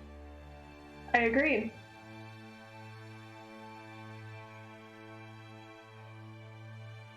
Okay. And what of the strong and silent back there? Oh, I don't know. Well, Carcass, How much That is amount of- that? that amount of gold would buy lots of meat hunks. I get meat hunks from Pointy. I don't buy my own meat hunks. Well, that money will allow Pointy to buy more meat hunks to give you. Oh, okay, that's okay then. Hmm. Can I have a fish too? Of course. Okay then. I will do what you say. Very Thank good. you, Carcass.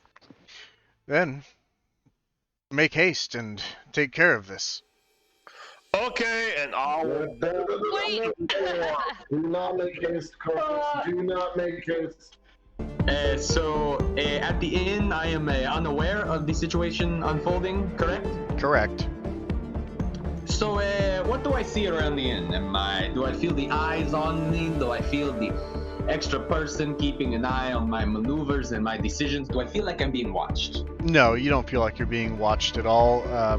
In the end, it's very, it's about normal from what other times that you've been in this inn.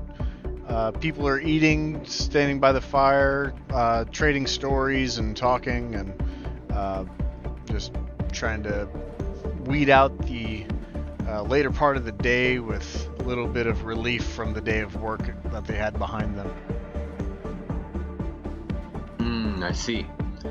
Well, then I will finish my beverage, and I will slowly begin to make my way outside and just sort of look around and see if there's anyone that appears to have followed me into the tavern. Okay.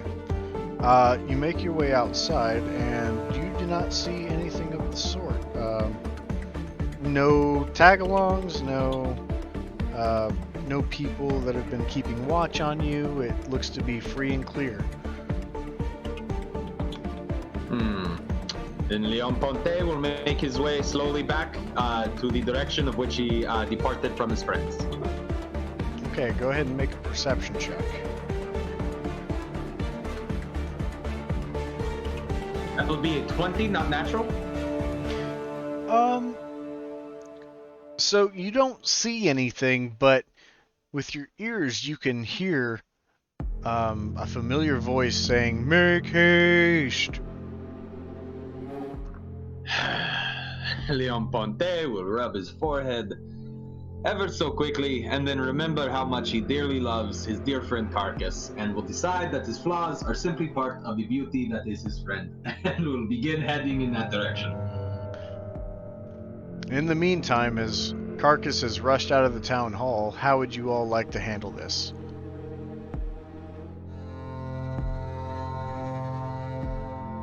Andy's gonna nod her head at the town speaker and say, thanks very much, and hurry off after him. Okay.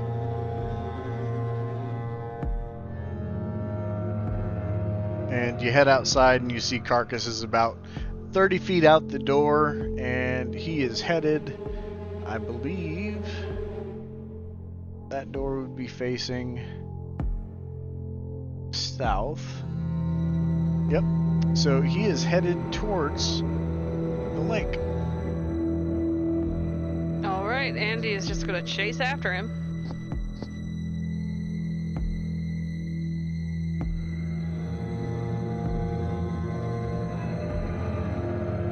All right. Anybody else?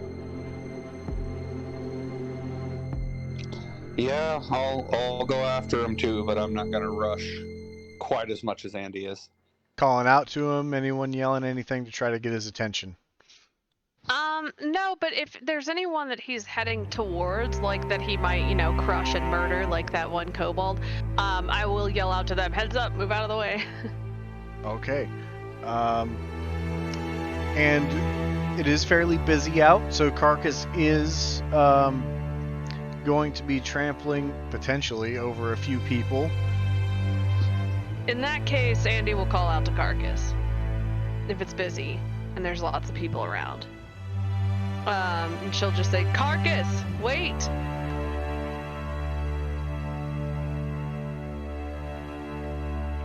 And I will keep running and yell, what? What is wait? Carcass, stop! Oh. Okay. And I will slow a little bit, but not all the way. Okay. He is satisfied with this. And I will be making dexterity saves for the people in Carcass's path. Two of them get out of the way, but as those two essentially part the Red Sea, it reveals someone directly behind him, or behind them, and his eyes get big as Carcass starts rumbling and tumbling across him. And go ahead and roll a d4 for trampling damage.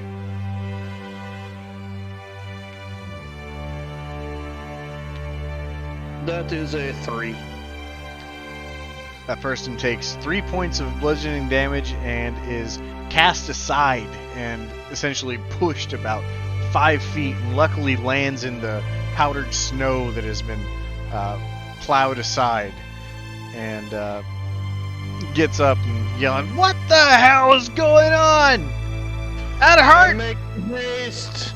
Carcass, and Andy's gonna try and catch up to him. Yeah, You go make ahead. you make such great haste, but have you ever tried taking care?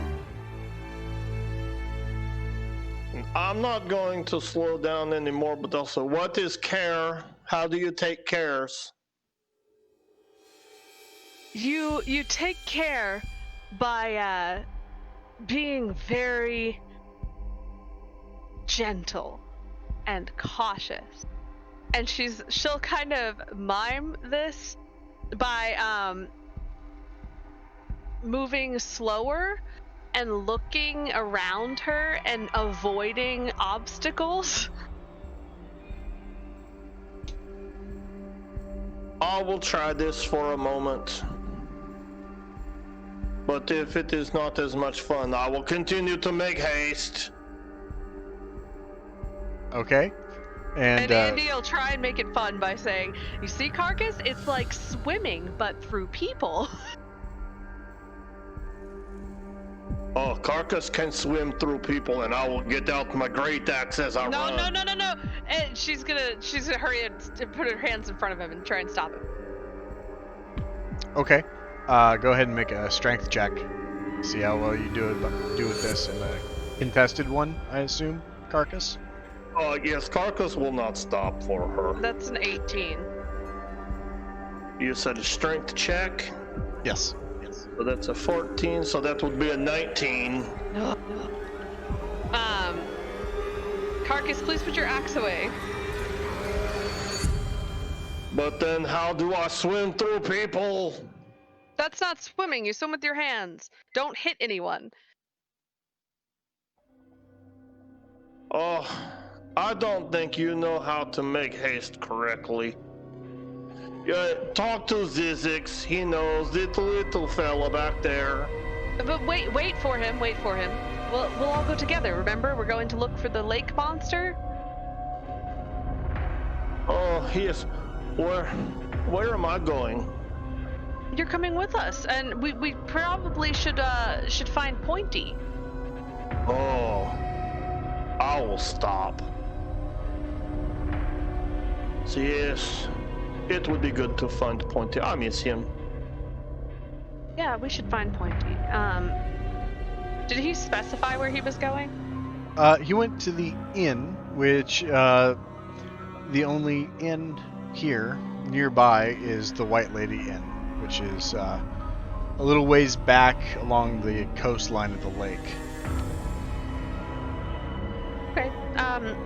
Pointy went to the inn, so we'll go this way, and we'll do so carefully. And she does the graceful walking thing again.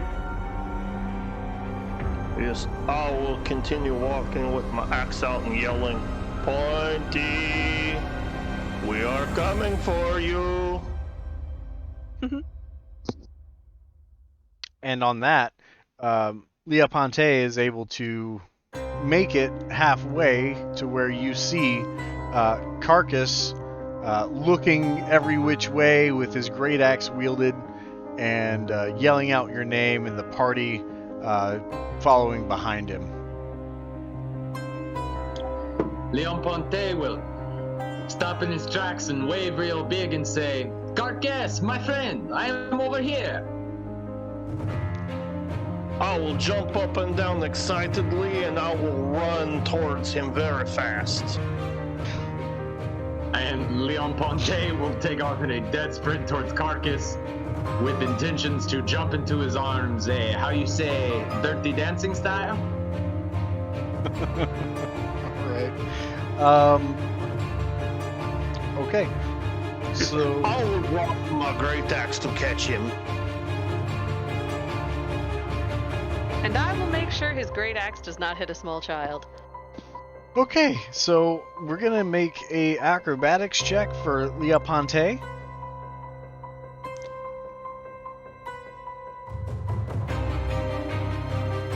Nat 20. And we're gonna have Carcass roll to attack at disadvantage.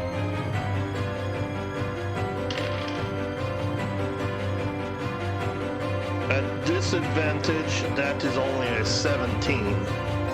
So Carcass, trying to catch Pointy with his great axe, pulls it out and swings it wildly as Leah Ponte leaps and does the whole pole vaulter bend over the blade of the great axe as it nearly hits him and lands in the arms of Carcass. Right as I jumped, but right as I saw the axe, I just muttered out a quick, all accent aside, just a quick, fuck. And as I do catch him, I will look into his face and say, oh, hello, my friend. I missed you so much.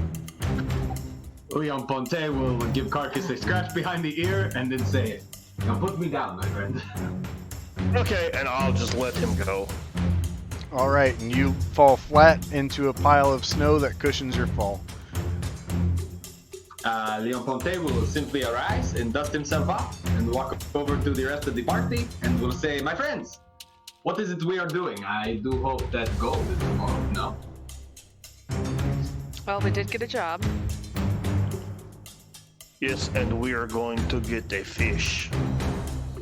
We're going to take care of the lake monster that's been causing fishermen to disappear.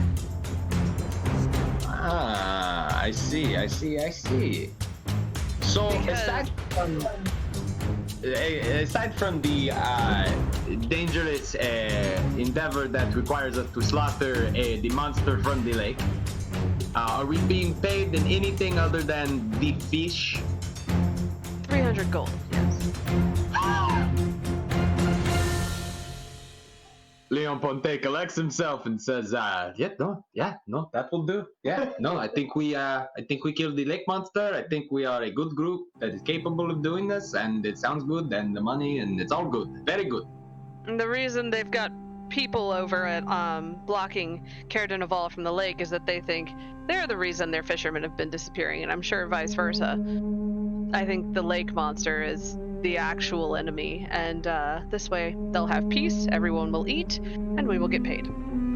Ah. All I heard was 300 gold, but I will be there, and I will do my best to help. Andy kind of chuckles at him and starts walking towards the lake. Pointy, she also said eat. Okay. Buddy, I'm going to need a lot more information. Who also said eat, and eat what? This lady here, this end, she said eat. And I am going to get a fish. She said I could get one. Oh, I see. So, not only will we be wealthy, but we will be fed. I will, because I am going to get a fish. Yes, okay, very well. Leon Ponte will follow Andy. Okay, so as you guys start to go towards the lakeshore, you're nearby the pier where the defunct ferry was running at once upon a time, and you're starting to see that the lake is totally frozen over for at least 100 yards or so, as far out as you can see in this inclement weather. Question, Sam. Yeah. Is Vega still got a halfling riding on his back? No, I clarified that during the break, and I forgot I was muted in Discord. So, the halfling would have dismounted Vega as you guys entered town to go look for some dog sleds to rent out to get to Bryn Shander in a short fashion. Okay, I was going to make sure we didn't have like a passenger just along for the ride, you know? No. But short fashion for a halfling? Huh? Anybody? Alright. So, thank you. Thank you very much. The face palms. I would have taken my cape back before she left. And in that case, Yeah, if she wasn't with us anymore. that's fine. Not gonna make you lose your cape over that. Your hat, though, always remember to take the hat away from anyone you give it to, because that thing's gone. Joking, obviously. Alright. So, we're all reconvened at the lake, right? Yep. Okay. Well, I was gonna add, while Andy was chasing after Carcass, I would have turned back to the town speaker. I didn't get a chance to jump in and say this. Sure. I would have told them, please stand by. We're gonna make a plan. We may require a couple of resources.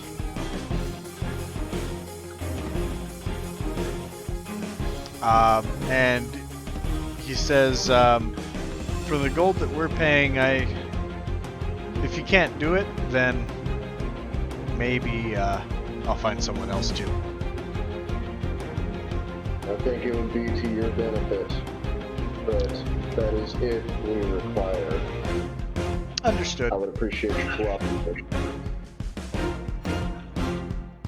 Anyway, I'm gonna leave him at that and join everybody down at the lake.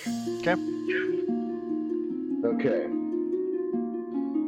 So, I may have a plan, but I want to hear any ideas that you guys may have. Leon Ponte would like to hear the plan. Well, if the town speaker is willing to cooperate, there are varying stories as to what the size is of this thing, but if people are going missing, it would stand to reason that this thing is pretty big. There have been rumors back in Bremen that, there's evidence to suggest that this thing could even bite a boat in half. So, I've got an idea.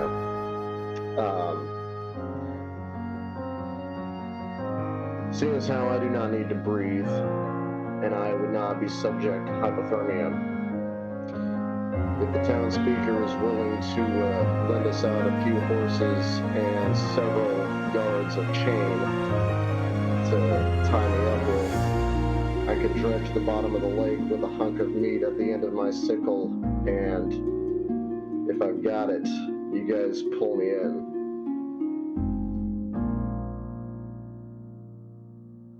Leon Ponte begins to give Lysander a slow clap with immense approval for this plan.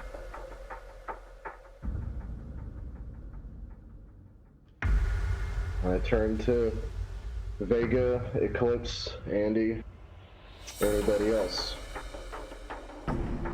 I absolutely think that's a great plan.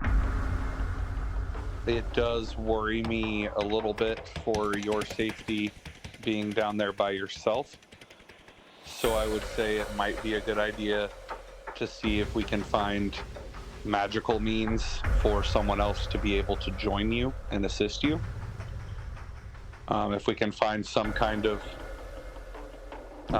way to breathe underwater and be protected from the cold for one person to go down with you, I'd feel a lot better about it. If we can't, then we'll proceed from there, but I think it'd be at least good to look into. Why not just throw a meat hunk down there and drag the lake without a person being down there? Because I would be able to find it easier.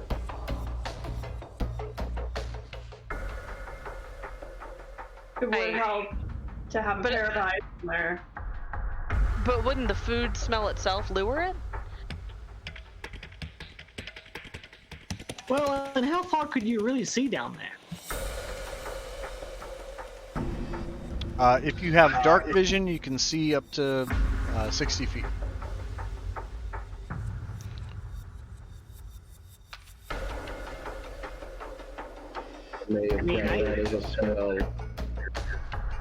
I could conjure up something to make him smell more, how to put this, enticing? And my other question is, I don't know that horses are a resource that would be very common. I think we could probably manage to pull ourselves. I mean, she gestures to Vega and herself, and she'll say, I'm sure with our combined efforts we could do the pulling without needing horses. Well, we remember whenever we went fishing the other day, and we had trouble with that big one that got under the boat. The knucklehead trout, I believe. This thing's going to be bigger than that. Well, I presumed so, but again, we'd be prepared, and all working together.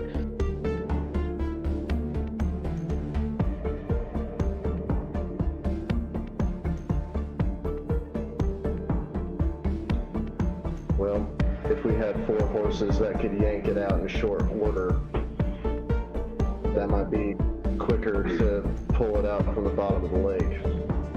Look, we may or may not need the assistance of animals to help, but it couldn't hurt to ask if they have any to lend in case. So, Lea Ponte, being from East Haven for a good amount of time, you would know that there are no horse stables here. Everyone puts all of their animal needs in the form of dog sleds and transportation for that purpose. There's not a whole lot of agriculture that happens up here for the need of horses to really be around. You might be lucky in Bryn Shander, as they were more accustomed to sending travelers to the south. But since then, a lot of the horses have been used as food. Leon Ponte would express this to the group. And then also, Sam, is there anyone in East Haven that Leon Ponte would know that kind of helps hire muscle, kind of along the lines of how I first met Carcass? Yeah, you could think of somebody who's possibly available.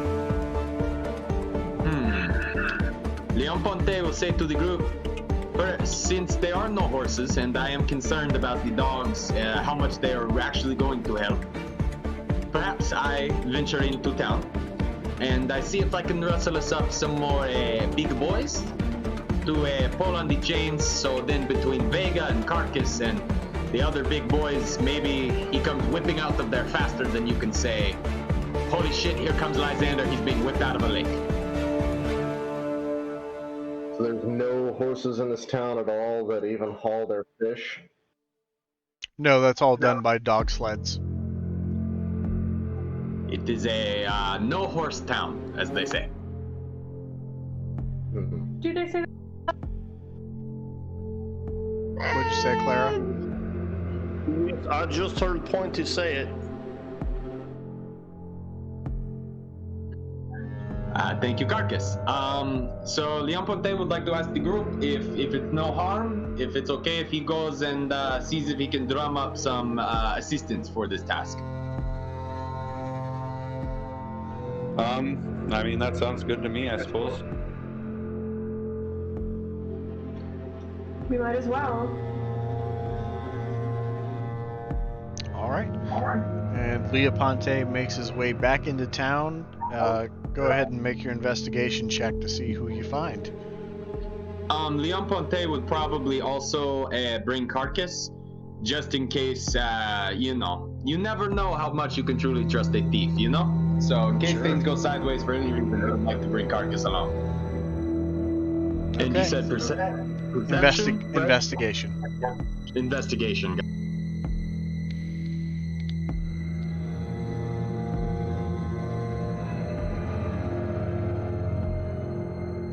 That would be an 18. With an 18, you head up the shore a little bit, and then you hang a left, and you go to one of the known hang-arounds from whereabouts, rather, of James Magefinder Quincy. James Magefinder Quincy? Yep. And then I will approach the James Magefinder Quincy.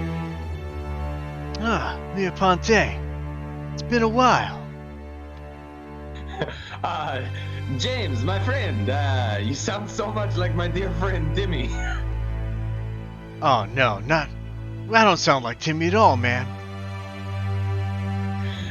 Okay. So, James, how have you been? My dear friend, I haven't seen you since, remind me, when was the last time our paths crossed?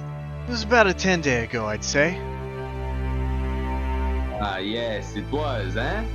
Tell me, my friend, do you know of anyone in the field that we operate in that's maybe looking for a little extra work who, how do I say, can provide a bit more muscle on the job? And James kind of straightens up and he says, well, let me tell you the truth, but I'm available. And how big is James exactly? What is James? James looks like a handy fighter. He definitely works his muscle. But you know that he has the keen agility to dodge any fireball that's blasted his way and close the distance to be able to knock the mage out. I see. Well, my friend James, your assistance would be more than appreciated. But I am concerned that may not be quite enough. Who do you know, your burliest guy, like your dream guy to just like get your hands on? You know what I mean?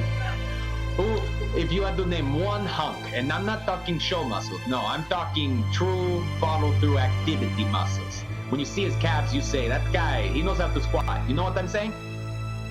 Yeah, I know what you're saying, but let me assure you, I can squat as much as Braun can. And Braun is in Bryn, if you know what I mean. Ah, yes. Is Braun all in Bryn Chander? Is that what you mean? That's exactly what I mean, Leoponte. That's why we click, buddy. Oh, you and me, man, we've always been like right there. I say go, you say where, I say how, you say hey, you know, all that fun stuff. But we never ask why. But no, we never do. So, my friend, I'm going to be honest with you here. This job, we are trying to, how you say, be paid in infinite glory by capturing a monster that is wreaking havoc on the local fishermen. And if this job is completed, then between you and me, there is 45 gold in it for you, and all the praise in the towns of being the man who ended the creature from the lake. Well, let me tell you something, Leoponte. That 45 gold, buddy, that sounds really good. And I think I'm going to take you up on that offer. Where do I need to go? How are we going to do it? Why is not something that I will ask. Oh, my friend, I like you every time you open those sweet lips of yours. So, since your muscles are not merely show muscles, they are follow-through activity muscles. We need you, along with Carcass here. You know Carcass, right? Yes, Carcass I've met once or twice. Yes, hello, Carcass is me. So along with my friend Carcass and my big strong friend Vega, and maybe a few others if we can scrounge them up, we are going to, now stick with me here, lure a living creature down into the lake. He's going to tantalize the monster, and when the monster is near, we are going to pull him out with chains, and that is where a strong man like you comes in. So we have a human fishing lure. We have a human fishing lure, yes. The first issue with this is that man can't breathe, and the second issue with this is they would freeze. Yes. Sorry, allow me to elaborate. The human aspect of the human fishing lure, well, it's not quite as human, and I can guarantee you that this man will be more than okay down in the freezing waters. Alright, I'm not going to ask any more questions. Lead the way. And Leon Ponte will begin to lead the way back. I would like to just keep an eye open. Do I see any other just kind of burly, strong-looking men who maybe seem to make their money with their hands a bit more than their mind? You spot a couple fishermen that have that look like they could buck a bale of hay, if that's a good way to put it. And Leon Ponte would like to approach the fishermen who can buck a bale of hay. Yeah, and they take a glance at you, and they take a glance at Carcass, and they say, can I help you? Oh, my friends, you are the men of the fishers, yes? Some would say, if they speak backwards, yes. What if I told you that we were going after a fish so big and so strong that simply by capturing it, we would be saving an entire town? Is that the glory that you seek? Recognition that you seek? I would have to say that any benefactors of the men who fish would be quite pleased to know they are in business with the men who saved the town from a fish. So let me get this straight. You're going after the thing that's been abducting all of these fishermen for the past month? Oh, I am indeed, my friends, and we have a foolproof plan. All we need are some educated And he's fishermen. going to interrupt you, and he's going to say, and for that reason, I'm out, dog. Oh, all right, homie. And then Leon Ponte is just going to turn around and start walking away. Yeah, these fishermen do not want to deal with that for whatever reason. Explanation was not given, as they were just out, and Leoponte did not take rejection very well.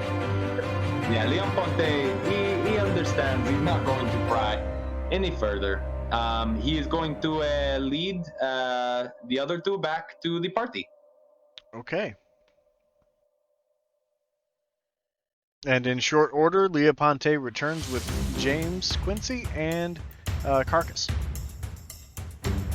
I will say to my friends, hey, My friends, please, I would like to introduce you from a scoundrel from my past. This is James Quincy. James Quincy, my friends. It's nice to meet you all. You too. Welcome aboard. So, this is the bait, huh? No, he is the metal man. I can see that, Carcass. Well, In this instance, yes. So, what we need, if we can acquire it, are several yards of chain and a hunk of meat. well, I can help you with the chain, but the hunk of meat, I may be a little short on. Perhaps a large knucklehead trout. It seems to like those too. Well, have you tried the inn and ordered some knucklehead trout? No, not yet. Right now, it's just a plan. Alright, well, I mean, I don't mean to be the spokesperson of how to execute this plan or anything, but I figure the first course of action is going to be securing the bait beside yourself, and leave me to go get the chain. Okay. If you can give us about 100 feet, I think that would be a good length. Now, how thick a chain are we talking? Because 100 feet of 5-pound chain is a ton more than much lesser chain.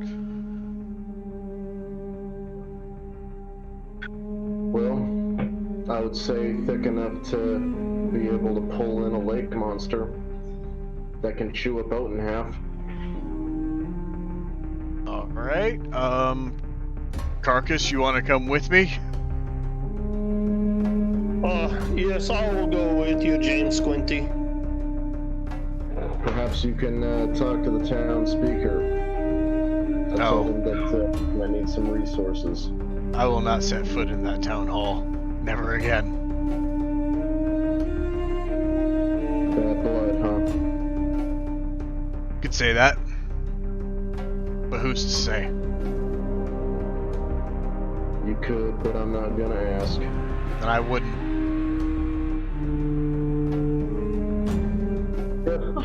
Okay, so, alright.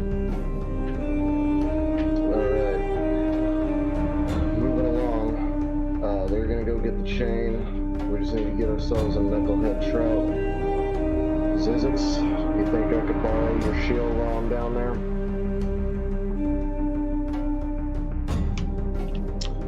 As long as you bring it back. I'll bring it back.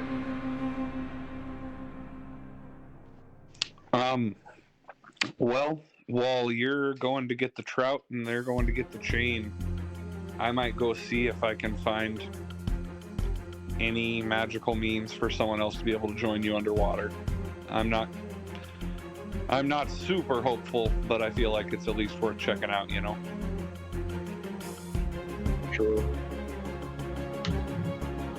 Dennis is going to go ahead and give Lysander his shield.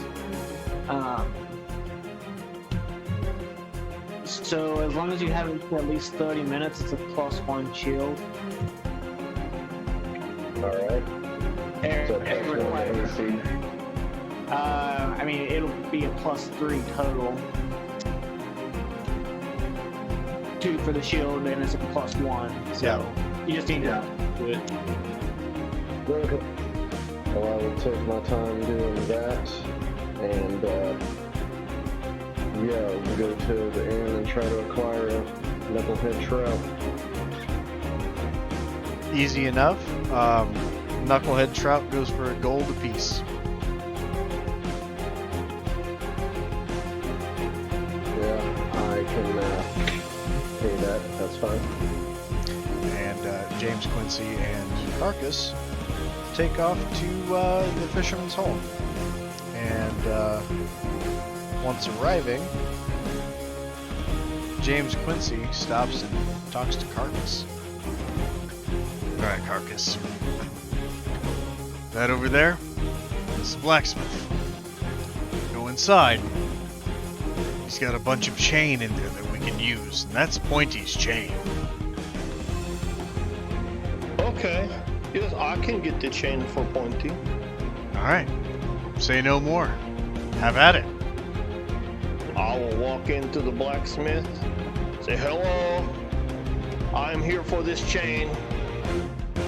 And this old man, he looks up at you and he says, oh, well, the chain goes for about gold a foot. How much would you like?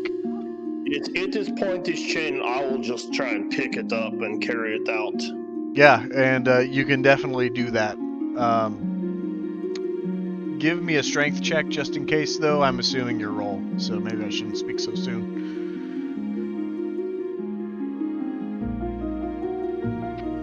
That is 19. Yeah, totally easy enough. You get a big chunk of chain, and you begin to walk out. Hey, come back! You gotta pay for that! And he grabs his walking cane, and he starts stumbling out, trying to go after you. Then I will just yell out to James. James, Squinty, I have got Pointy's chain. He says, alright, now hurry, this way! And he starts taking off and running back to the shoreline. Okay, thank you for Pointy's chain, and I will take off running too. Alright. Easy enough, as the old blacksmith cannot keep up with you. And you quickly lose him, and no one really seems to come to the aid of the blacksmith or anything like that, because this town is cutthroat. And you return to the party with James Quincy with the chain.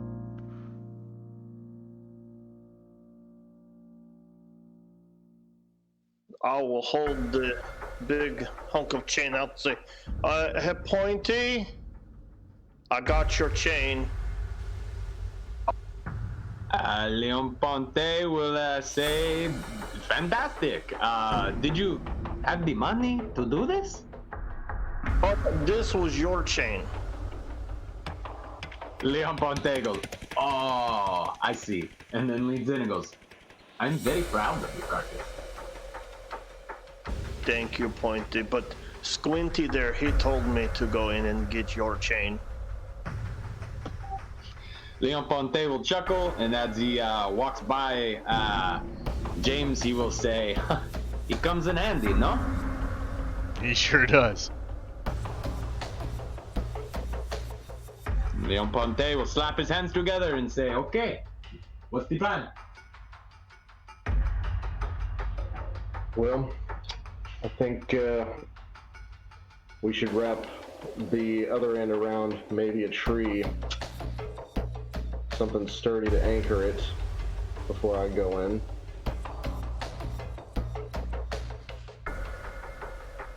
Alright.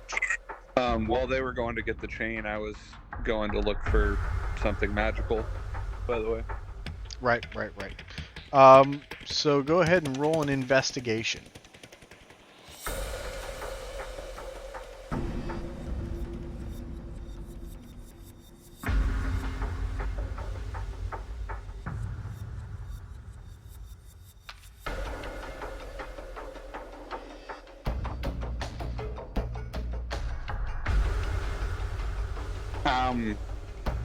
I got a 3. Yeah, you're not having very much luck, and you head to the shops, and they don't really seem to have anything by way of magic, very much. I would like to do something too while they're dealing with the chain. Okay, sure. I want to locate a fisherman to talk to. Yeah, easy enough. And I'm just gonna ask, have you seen this lake monster that people talk about? No, nobody's seen it. Fellow fishermen, when we're out on the lake, it gets really foggy, and then when we try to get through the fog and cut through it, we find that The other fishermen are just gone from their boat. I see. Usually, So it always happens in the fog. usually so. Do you ever hear a noise when that happens and they disappear from the boat? We hear a few screams, but maybe a few splashes in the water, but nothing huge. I see. So it's not coming up completely out of the water. Okay. With the footprints that we find on the lake shores, it looks gnarly, but it doesn't look huge. Okay. Thank you. Anytime. And she'll walk back to the group.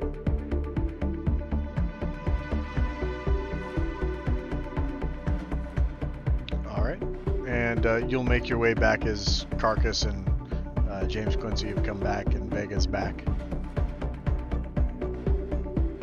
I'm hearing from the local fishermen that this creature's gnarly but not huge. It should be easy enough to pull in. That's good to hear. Maybe we'll get some luck. And it only strikes in the fog. They say fishermen go missing from their boats in the fog. Understand.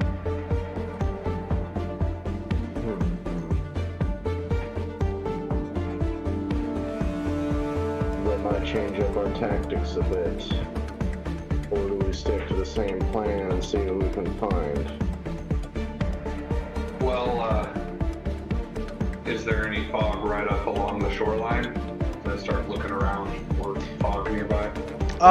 It's pretty obscured with the storm that's ongoing, but you don't outright see any fog close to you. Maybe if you travel along the lake shore, you might come into a patch of fog or so, who knows? Do we want to just try and search the shoreline for a foggy area to set out and start this endeavor? Yeah, I think that would be a good plan. Maybe we can find some footprints along the way. Maybe we can track it. You never know. Sounds Alright. good. So, you guys start to head out and travel along the shoreline. Go ahead and make a survival check to look for tracks.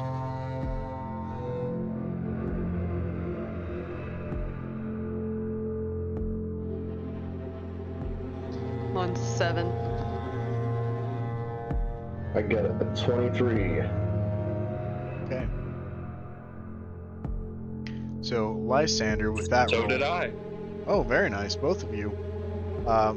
You pick up on a set of tracks that look webbed to an extent, but then has a deep footing where like some sharp talons have just set in. And you continue to follow this along the shoreline, it seems like for a quarter mile or so. It's kind of amazing that these footprints have held up, but you notice that this thing had just come out of water, so the snow imprinted had been mixed with water and froze solid to create a little icy block of a footprint. And you come across the tracks to where it starts turning towards the lake from the lake shore and starts walking on the ice.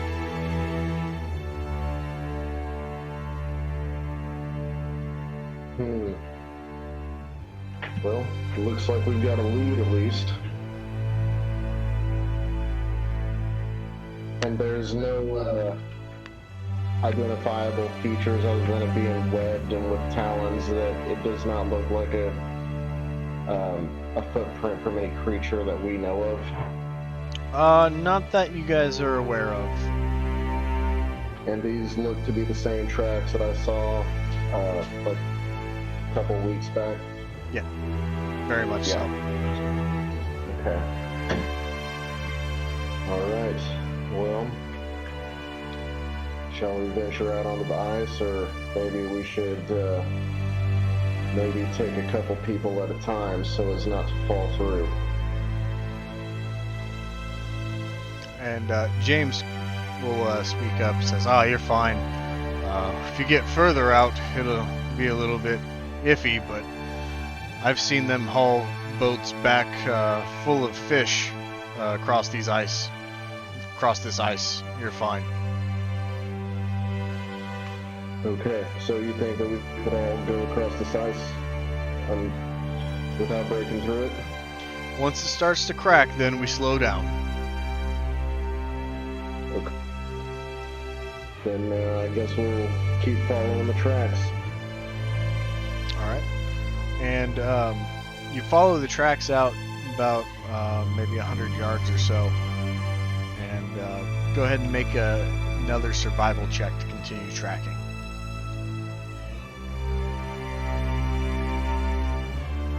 That is 18.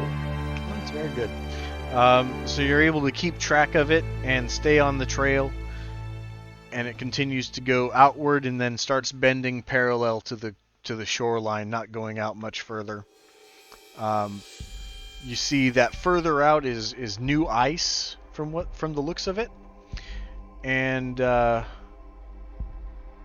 as you avert your eyes from the tracks to the lake line, the ice to your left, you see some rowboats that are frozen over in this new ice, and you see that you've traveled far enough away from town that you're starting to get into the mountain cliffs that kind of edge the sides of the lake, and these cliffs are about 80 foot high, and then you see the mouth of a cave not too far off as you probably another 150 yards or so out. You see multiple caves.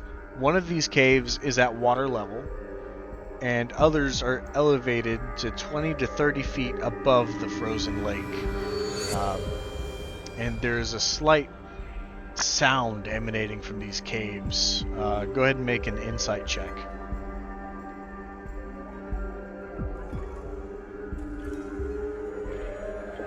17. The 17, you can make out the sound, and it sounds like just a moaning.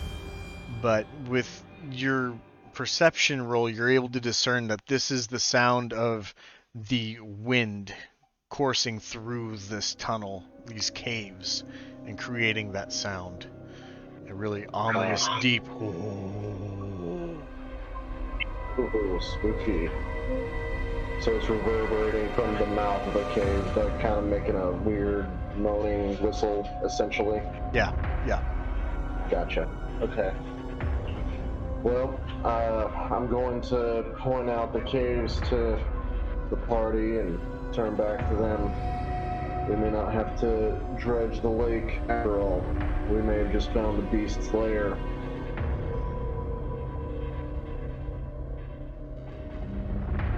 Looks like it. Guess we'll need a new plan.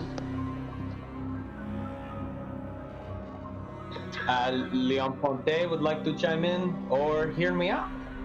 The plan stands the same, only instead of water, it is a cave.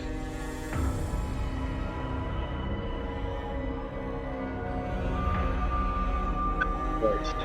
Yeah, that's what I'm thinking.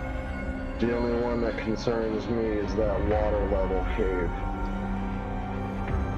The scene is how this thing, well, these tracks don't lead into the water. It was staying along the shoreline and then across the ice. Now granted they're webbed feet, but maybe it doesn't swim around as much as we think. A lot of speculation here. Well, so question. The lake is mostly frozen, yes? Yes. And this monster, it is known to be in the lake and make fishermen disappear, no? Sorry, are you asking me or the party? Because I answered instinctively. I was just kind of asking, but I mean, party can answer or you can answer either way. Andy'll say yes. So,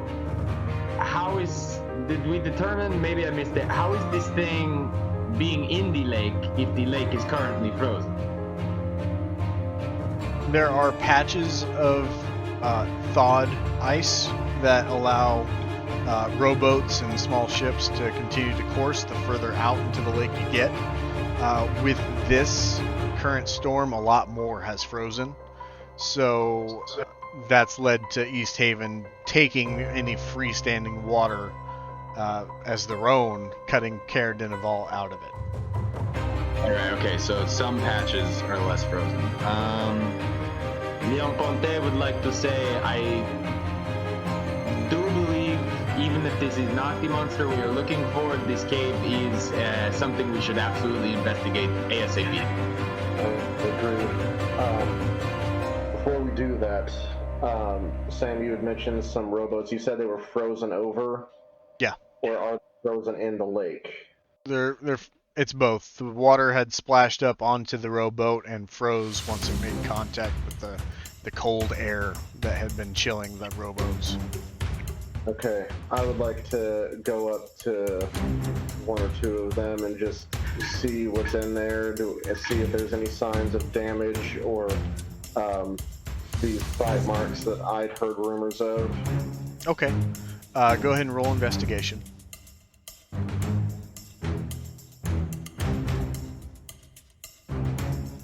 14. 14. So you peer over into the rowboats and you see that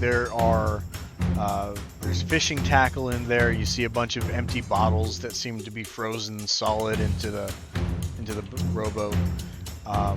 You see the tracks leading into the most southernmost cave,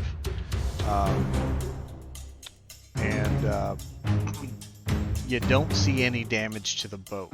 The boat looks perfectly usable, besides being frozen in ice, obviously.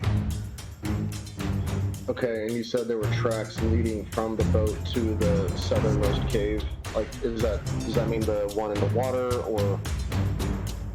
That one is above water. That's good. Alright.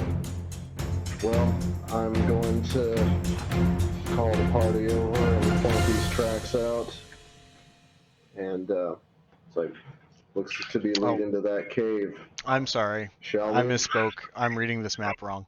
That is the cave that is at water level. The ceiling is still very high. It's like 30 feet high, but the entrance to the cave, the water flows into it. But it's frozen solid. Okay. So those of us who can't walk in freezing water will still be able to enter because it's ice. Yes. Okay. Alright. Well, let's get to the mouth of the cave then. Follow the tracks there. Okay. And you guys make your way towards the mouth of the southernmost cave that has the frozen ice going into it. Let's see.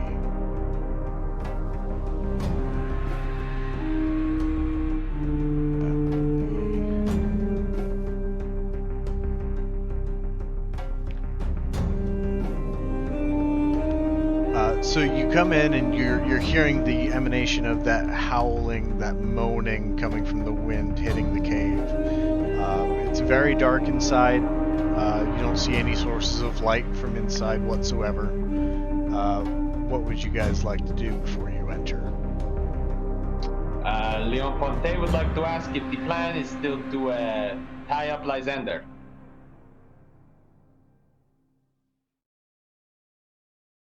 How tall is the mouth of the cave? You said 30 feet? It's about And 30 frozen? feet high. Okay. Well, let's big enough that we can all go. Absolutely. Didn't want to take your plan away by any means. Well, sure, I appreciate that, but we don't know what we're gonna walk into. I would still go in alone if that is what you would like to do. But if we go, traveling with numbers. Leon Ponte will place a hand on Lysander's shoulder and say, my friend, it is, in my personal belief, a bit too dicey for you to go in alone. So, you have my boomerang and you have my carcass. And I'll give him a nod of approval and a grin. Then I turn to the rest of the party. What do you say? And my trunk. And my quarterstaff. Andy just nods.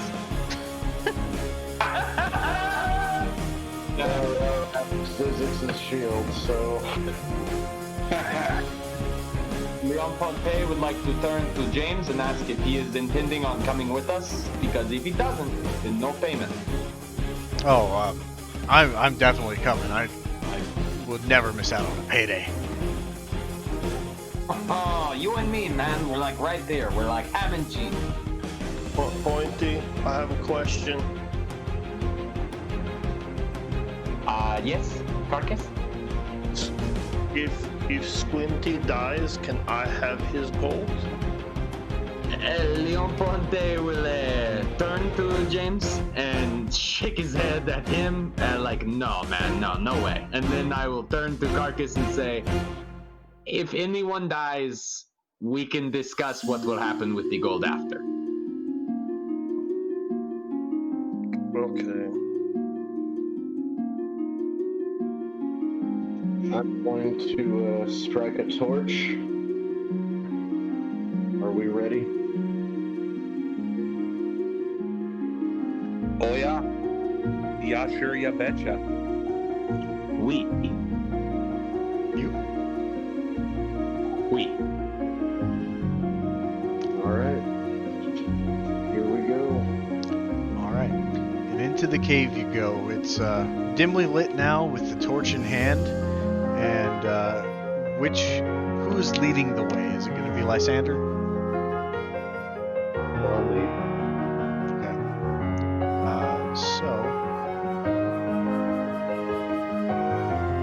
you guys enter the cave. You find yourselves walking across this frozen stream of water that leads into the mouth. It's very cold, even shielded from the outside wind. There seems to be some wind coming at your face, and you have a little bit of a hard time at first keeping the flame of the torch lit, but you're able to shield it enough to keep it to provide light coming out. As you travel a little bit of ways, about 60 feet or so, the cave starts to bend towards the south. And then it bends back to the north. And this little stream is just maneuvering its way through the cavern. And you come face to face with a frozen waterfall. You're about 30 feet away from it at this point. But you can see it's about a 10-foot drop off of water.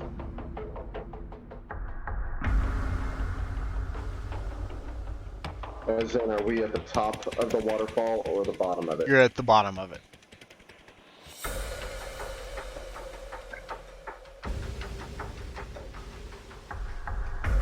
And are there any more tracks in the ice that we can tell?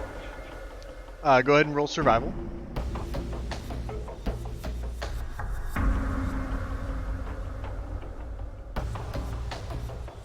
There's a 7. Somewhere along the way in the cave bends, you seem to have lost the track, but you didn't see anything determining that it had changed its course whatsoever. Yeah. And how tall is this water? You said it was 10 feet? A 10-foot waterfall? Yeah, about 10 foot.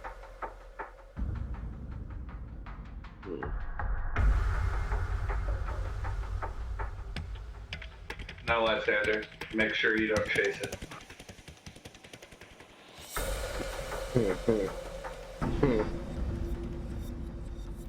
Are there any rocks on the side that we'd be able to climb up?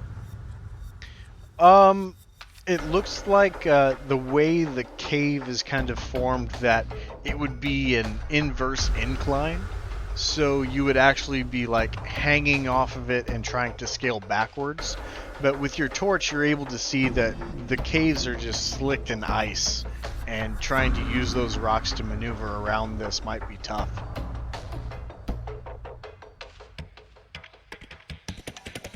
I fear we may not have brought the proper equipment for this particular excavation.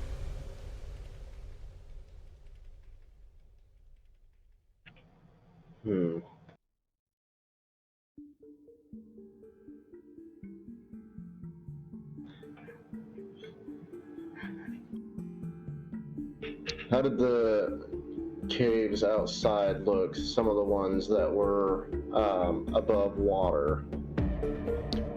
They're suspended about 30 feet up the rock face, so it would require some climbing tools to even get to those caves.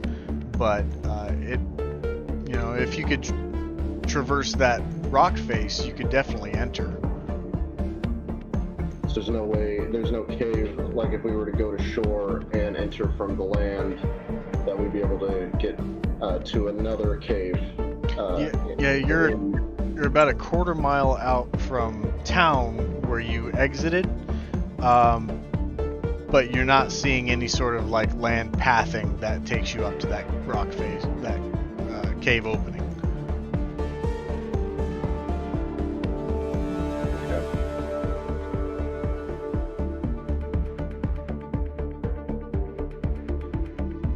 We seem to have reached an impasse.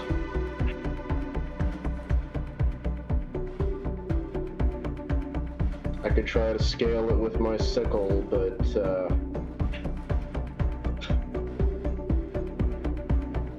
I don't know. What say you?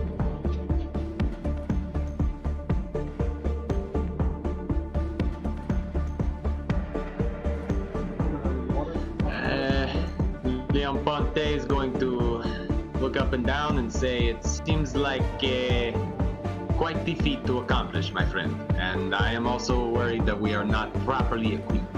James is going for it. He's like, "Oh, I'll show you guys." And he's going to go up to the waterfall. And he's going to continue walking across. And you start to hear the faint sounds of ice starting to break just slightly. But it doesn't stop him as he continues forward. And he goes up to the waterfall, this frozen waterfall, and puts his hand on some of the frozen ice, finds a place for his foot, climbs.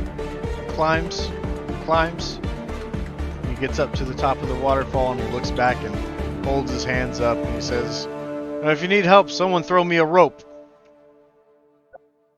Leon Ponte will take his rope out of his satchel and throw it to James.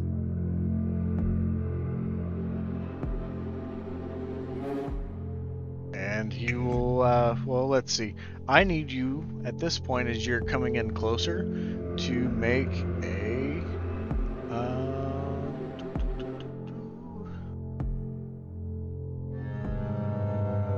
a strength check. Oh, I'm sorry. Okay. Never mind. I'm reading that wrong. Okay. So you throw the rope just fine, and he catches it, and now you'll have advantage on your strength check to transcend the waterfall. Okay, I see. Who's going up next? This will go up next. Okay. And I'm gonna lean over to La Ponte and say, "Well, that guy was fucking handy. Glad you found him." Leon Ponte will say, "Yes, it's important to have interesting friends." And Sam, that was a 19 with advantage. Okay, so you're going up first? Easy enough? I was holding onto the rope, so. Gotcha. So you get up just fine, Eclipse. Go ahead and give me your strength check with advantage.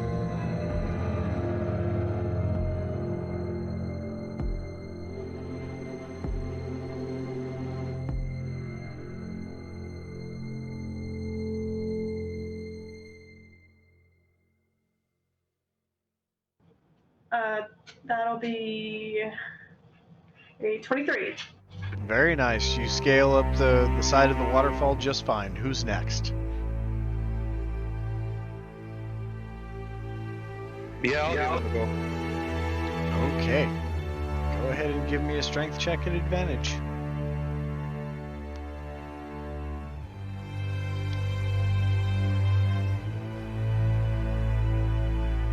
Well, that would be an 18. Very nice. And you scale the waterfall just as well. Thankfully, with a lot of help from the three on the other side. Oh, yeah. Who is next? Zizix. All right. Go ahead and make your check. It would be a 9. 9. All right. So you grab the rope and you start climbing up, but then for some reason you lose grip and you start falling back and you hit the ice. You didn't fall far enough to take damage, but you've broken through the ice and you are now submerged in water. Andy's gonna rush for him to grab him. Yeah, me too. Okay.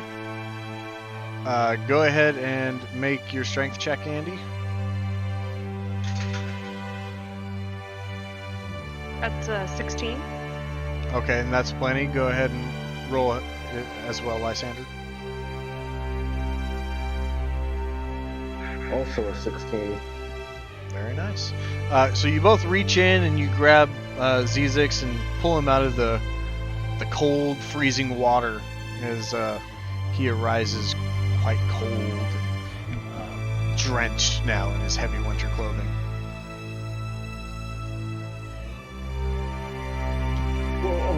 Well, that was a close one. Thanks, guys.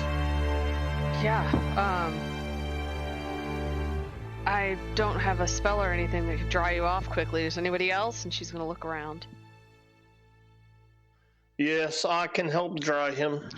So as this discussion is ongoing, he blows really hard. As this is happening outside of the hole in the ice, Zizix, have you gotten your shield back? No, Lysander still has it. All right. So that's going to be a 22 against your AC. Yeah, that hits. And that will be 7 damage, and you are now grappled as this water elemental erupts from the ice and wraps around Zizix and tries to pull him back into the water. I would like everyone to roll initiative. Oh god, it's gonna kill me!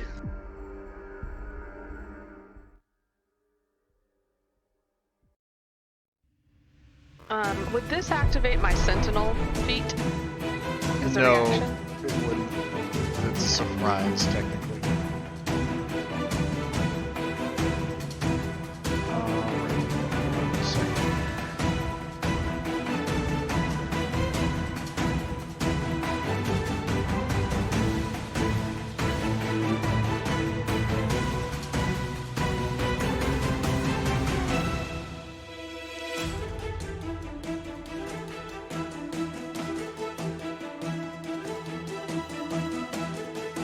Okay, that's everybody.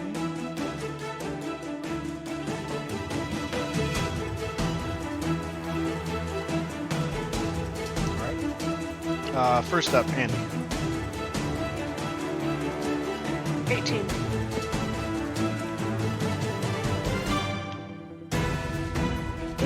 Carcass. It is a 6. Eclipse. 7.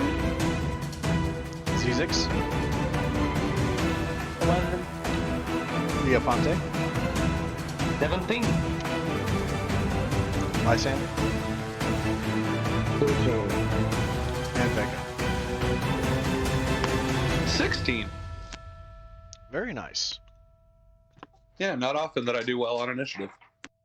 All right. And first up is going to be Andy with 18. Okay, and you said, did this grab him? Something came out of the water to grab him? Water and grabbed him and is constricted. Okay, so she's gonna take, her warhammer and just slam it into the limb that's constricting, C6. Okay.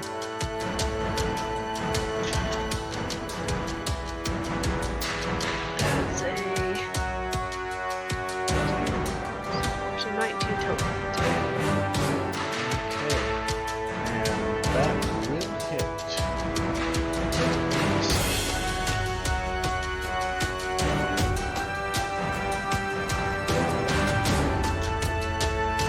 Full damage. That's gonna be 6 total damage. 6 total.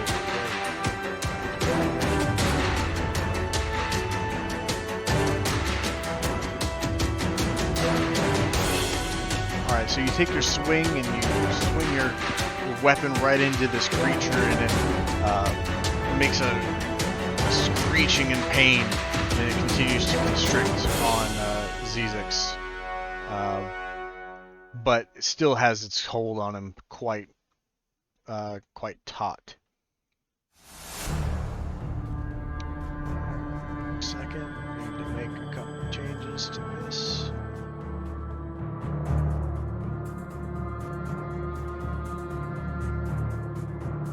That's gonna happen.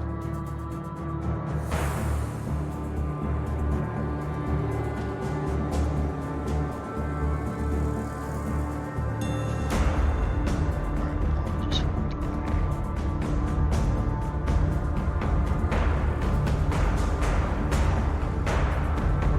I needed to edit this on the fly.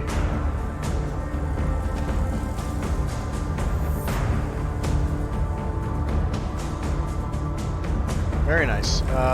Next up is going to be Leoponte.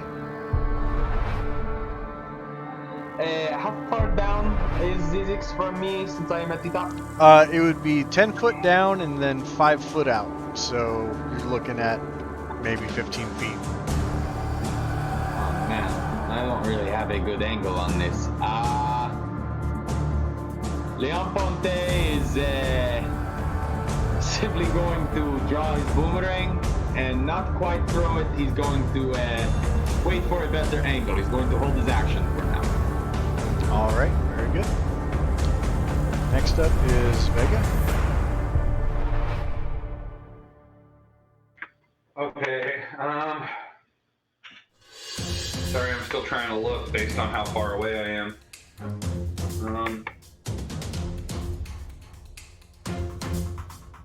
I would also be 15 feet, right? Since I made it to Roughly, the yeah. top.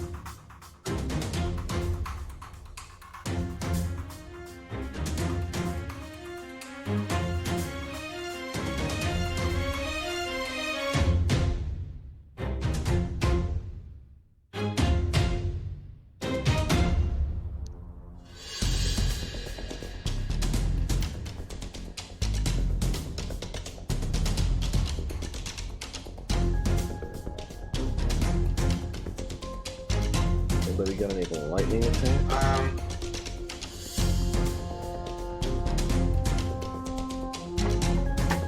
I really don't know what to do here, so I guess just to gauge what fire would even do to it, I'm gonna cast Firebolt and see if it even affects it. Okay, go ahead and roll to attack.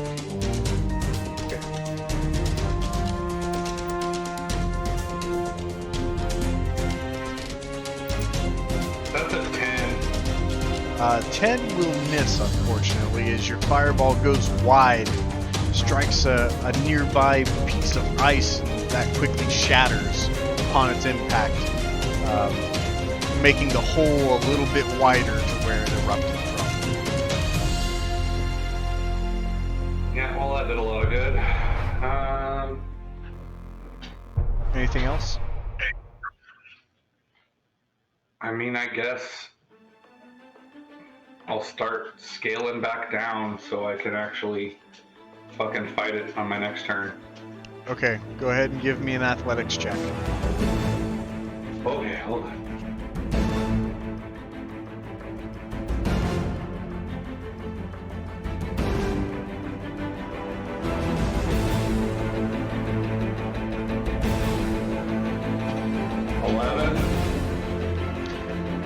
Just able to find some good footing on the waterfall on the way back down, but it was close. You nearly almost lost it for a moment there and went tumbling down into the water yourself, creating an even bigger hole. But you made it back down next to him. I know I've asked you this before, but I keep forgetting. If I attack with a spell, and on top of that, if I miss, am I still able to use my bonus action and offhand attack? Yeah, that's fine. Alright, then I might as well do that while I'm down here. Okay, you just don't get any proficiency bonuses to it. Right, okay.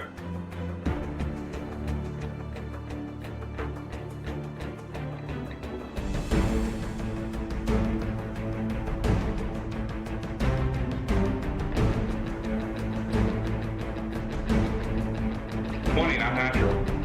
That's gonna hit. Go ahead and roll damage.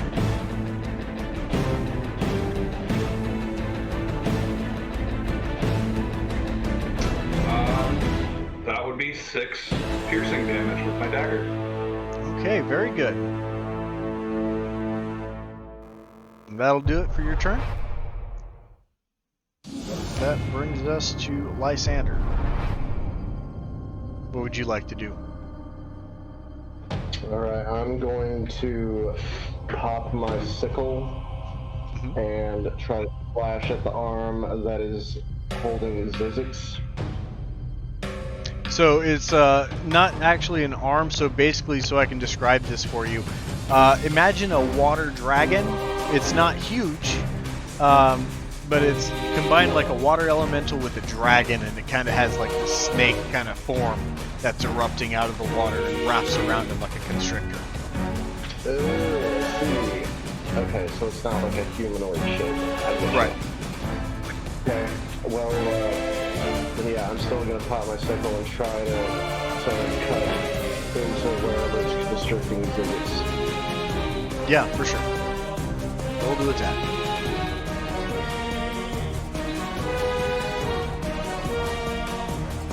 Ooh, that's a 24. Oh yeah, that's definitely gonna hit. Go ahead and roll damage.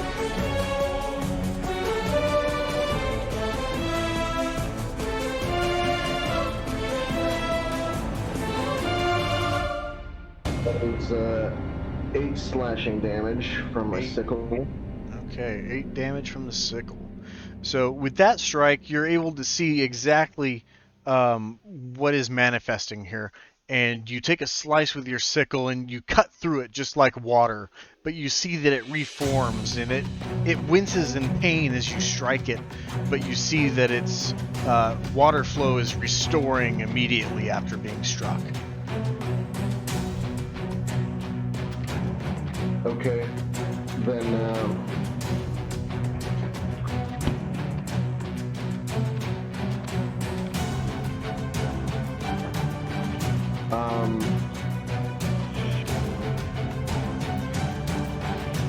hold on here. Okay, I would like to try to do an unarmed strike then as a bonus action, and I would like to try to reach through it and grab Zizix through its watery body. So a grapple action or a grab action would be a standard action.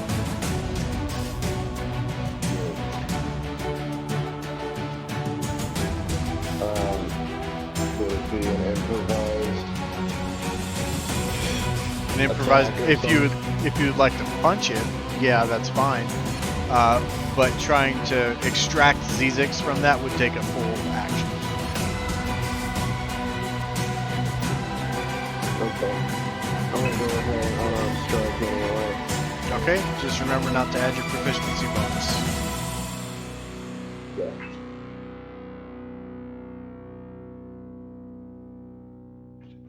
That is a 16. That will hit. Roll damage. It's just 5 straight bludgeoning damage. 5 straight. All right. Yep. Anything else? That's all for now. Zizix, who is restrained, it is your turn.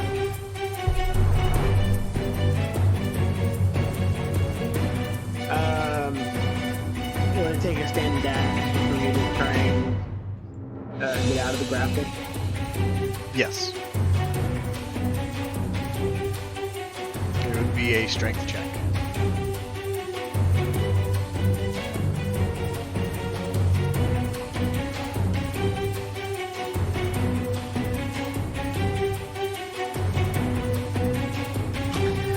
So, with my casting focus being on my shield, I can't cast a spell, can I?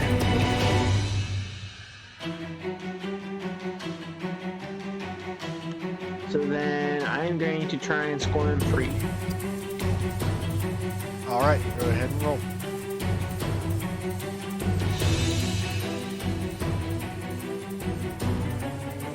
That's 12. You're just not able to wriggle free. You think you find an opening and you push your hand through to try to erupt from this constriction, but the water quickly remerges around you and binds even tighter.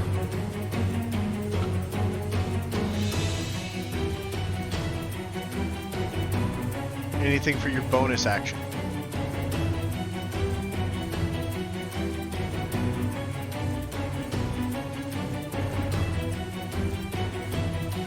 One second. Okay.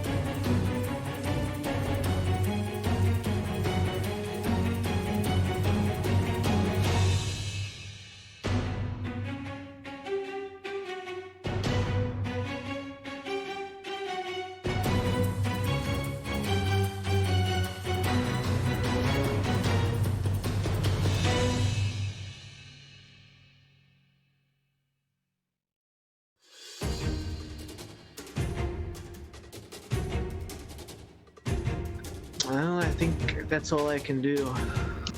Okay. Next turn is going to be Eclipse.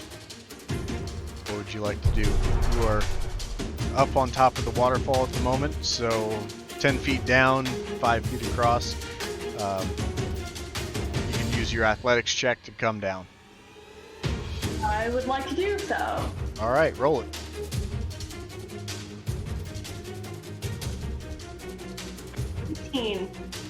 That is definitely going to hit. Oh, I'm sorry. That's your athletics check to get down. Yep. You make it down just fine, very gracefully down the waterfall. You find yourself next to this water weird, as it's called, this large elemental, and you may roll your attacks. Or do whatever you want to do with your standard action. I would like to try to grab Zizix. Okay. Go ahead and make a strength check.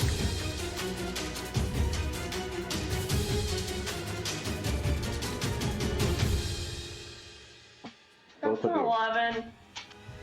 That's not able to extract Zizix from the grasp of this water weird either, unfortunately, as you find that the pulsing force of the water that's flowing through this creature just prevents you from getting a good hold on Zizix. Well, shoot.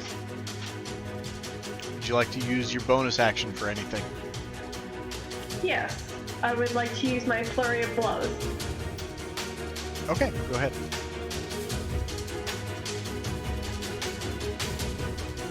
That's a 16. 16 will hit. Go ahead and roll damage. And then roll your second attack. Okay, that's 8 damage. Okay, very nice. And 11. 11 to hit. Yes. That will miss, unfortunately. As you get one good blow and you see it react, the second blow, it quickly moves its water current body out of the way to dodge the blow. Next up will be Carcass. I would like to grab my friend because he is now my sticks. All right. Go ahead and roll your strength check. That is an 18 strength check. That is going to be able to extract Zezix out of the grasp of this water weird. And pulling him out, I'd like to set him on the ground right behind me. Okay, very good. And then I will end my turn. All right. And that brings us to the water weird's turn. Who dealt him the most damage that he does not like? I think it was Eclipse. Yep. So he's going to turn towards Eclipse, and it's going to try and constrict you as well. It's 24, so really close to a nat 20. And yeah. So close. That would have been very, very bad. Let me get tray updated.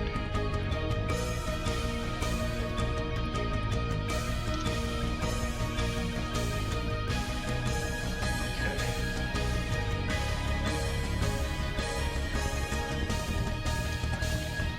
That's gonna be 10 bludgeoning damage, and you are grappled. Darn. And then it uses the rest of its turn to pull you underwater. And it is trying to drown you. But that is the end of its turn. That's not very fucking nice of it. No. No, it's not. That brings us back to Andy. All right, Andy is. So he's pulled Eclipse under the water, correct? Yes. Okay. Is there any part of it I can reach right now? Yeah, you can get the top part of it. You do notice with your passive perception that as it descends into the water, you only see Eclipse down there. You don't see the creature wrapped around it. So through that water, it seems to turn invisible. And is Eclipse within grabbing reach? You would have to get down on the ground to be able to grab her. Okay, so my best bet right now is to attack the monster and try and take it down. Alright, so she's going to go in with her Warhammer. Alright, roll to attack.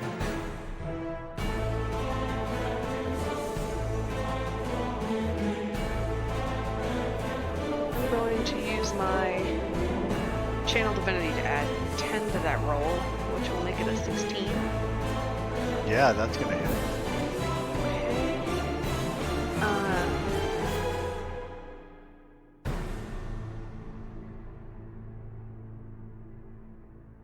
That's going to be 8 total damage. 8 total. Then, with her War Priest ability, she's going to use a second weapon attack action. Okay, go for it.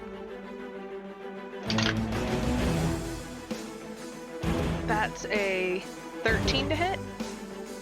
That will just hit. Oh, yes. Okay. That is 9 damage. 9 damage. Alright. Anything else? That's all I can do. So you take 2 huge swings with your warhammer, and just thwack, and you're splashing water just everywhere. and you do a good amount of damage to it. It's still strong. Next, Leoponte. Leoponte, where's the creature adjacent to me? 10 foot down the waterfall and 5 foot across. You now have a group of... Huh? It's still in that general direction, right? Like Yep. where it was when I was last looking? Okay. Only now you have all of your friends surrounding it. Then I would like to take a shot at it with my boomerang. Okay, go ahead and make your attack.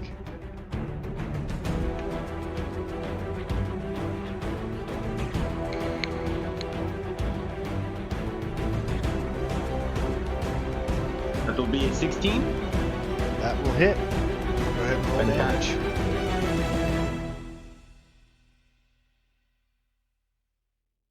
That will be 7 damage. Is your boomerang still +1 boomerang? It is not, since Zizix has applied that magic to something else, I believe. Okay. Very good. You throw your boomerang and you make contact with it, and it returns to you skillfully. What a skillful throw. Anything else? I mean, other than that skillful throw, still not much I can do from up top, so I'm just gonna wait for my next opportunity. Okay.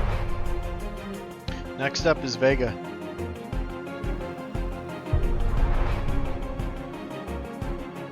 Yeah, I'm gonna try and cast poison spray on it. Okay, go ahead. I will need a con save. It's a nat 20. Oof. Well, it can get fucked. Thankfully, it was used on a save and not an attack. Yeah, it can still get fucked. Okay, well then that does nothing, so I'll take my offhand attack with my dagger.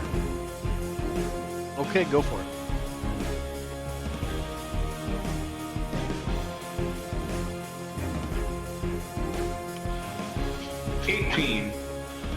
That'll hit. Roll damage.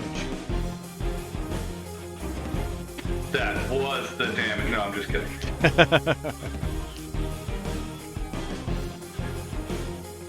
5 damage. Okay, very good. Anything else?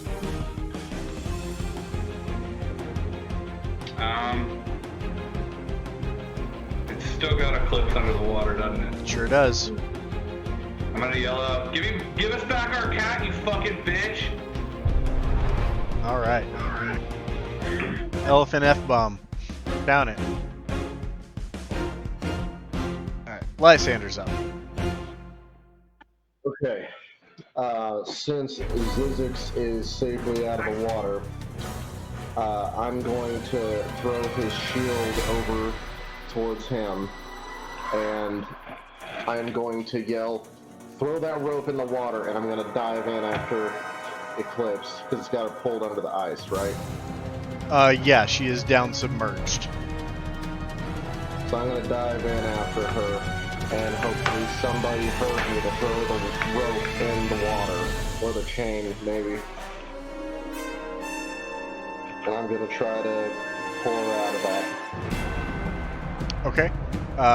Go ahead and roll your strength check to see if you can extract her. I believe checks made underwater are at disadvantage. Brian, is that just for attacking, or is that for checks too? I know attacking is disadvantage. I'm not sure about checks. All right, I'm not gonna say that checks are. I knew it was attacking, but I wasn't sure about skill checks, so we're gonna leave it straight. Go ahead and make your strength check.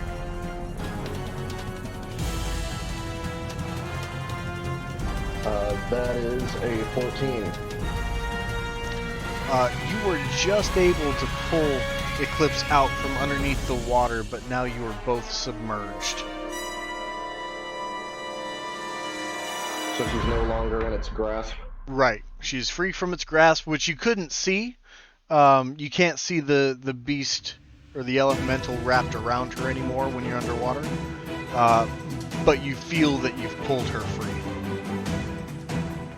And I'm going to push her up to the surface.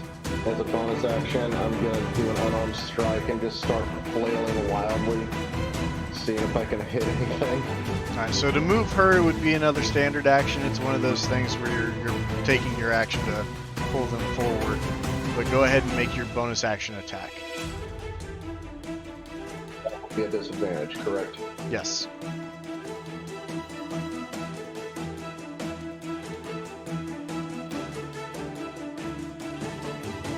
That is a 12.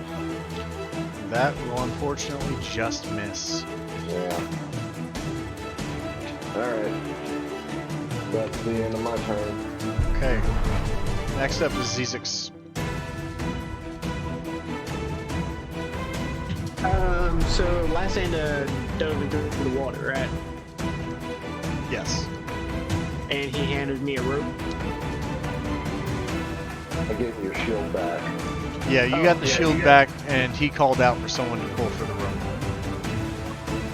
Okay.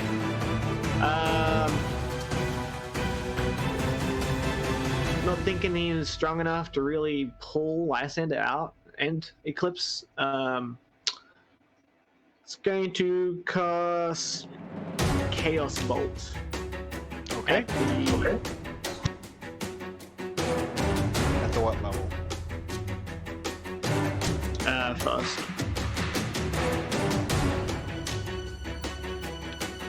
Alright, go ahead and roll. That's a 15. That will hit.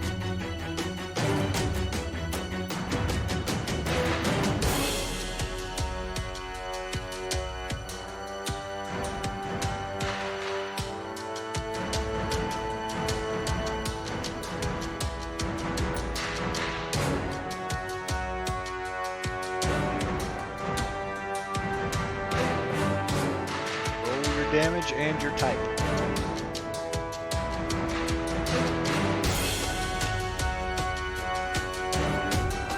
That would be 12 thunder damage. 12 thunder damage. Alright. Very good, very good. Anything else?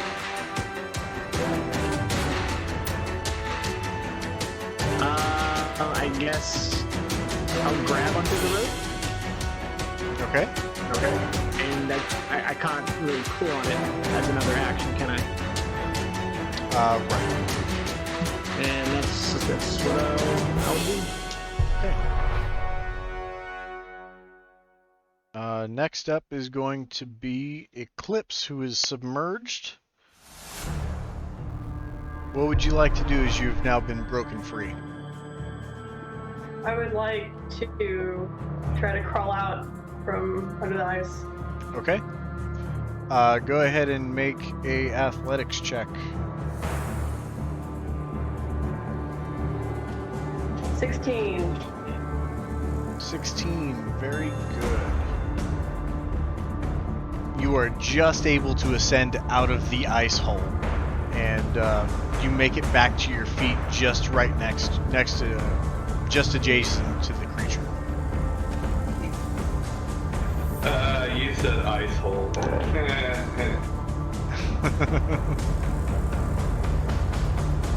Dick jokes and ice holes. Band name called it. All right. So what would you like to do with your bonus action?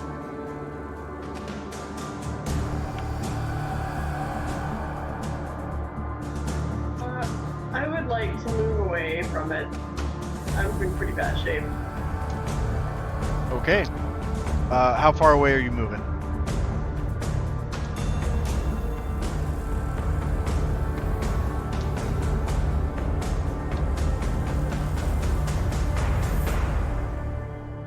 I'll move 10 feet away.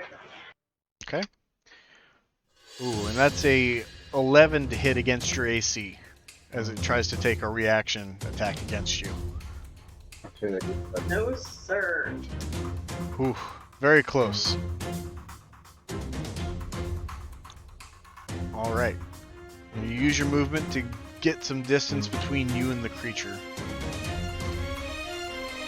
Next up is going to be Carcass. Okay. Is it where I can hit it? Yes, Then I would like to recklessly attack it. do it.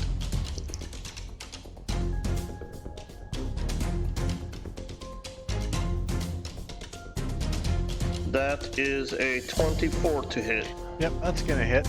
Go ahead and roll damage.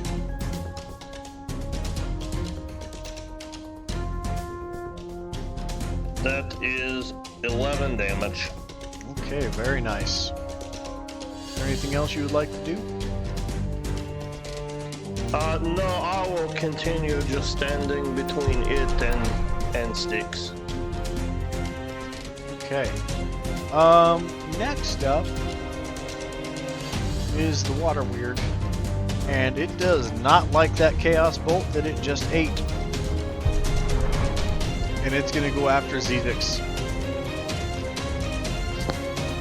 I would like to use my sentinel feet after he attacks. Go ahead. That is only gonna be a 16 to hit. That miss. So it will miss. Does my sentinel feet apply if he misses? I forget the exact Oh, it word. says makes an attack against a target, So you're good. yeah. Okay. That I swing a warhammer. That's a 17 total. Yeah, that'll hit.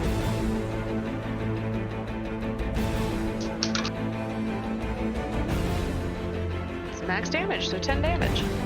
Very nice. Very nice. Anything else?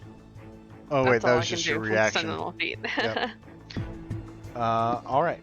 So it missed its attack. It is currently in a bad way. It's going to use its move action to descend into the water and try to escape. I'm still in the water. Yeah, you're still in the water. That gives me an opportunity attack. If you still have a reaction, you can get an opportunity attack. Yeah, I was about to ask, wouldn't it be leaving like all of our threatened range by doing that? Yep, it sure would. I can't though because I had sentinel was my reaction. Yep. Right. Well, I will use one, but I'll let Zizix go first. I can only use a reaction. Yes. Yeah. Then I can't do anything.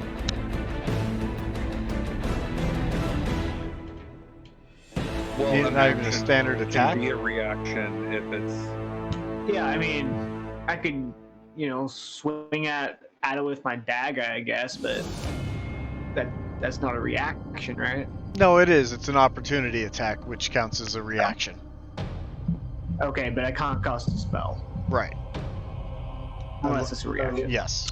Unless it's a reaction. Okay, so I'll swing at it with my dagger. Roll to hit. That'd be a 21. That's going to hit. Roll damage.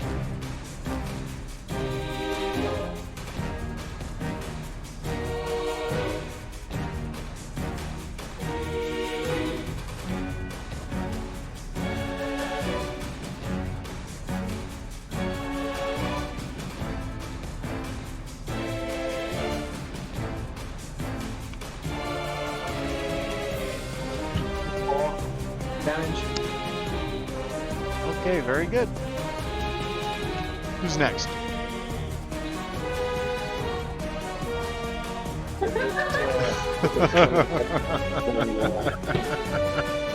Jesus Christ, Clara. It's true though. Yep. Alright, go ahead and go ahead and roll your attack. Do I get to roll an attack? Yeah, you can at disadvantage because you're still underwater. Since I've still got my sickle popped, I'm gonna swing wildly with that. Swing wild. Swing true.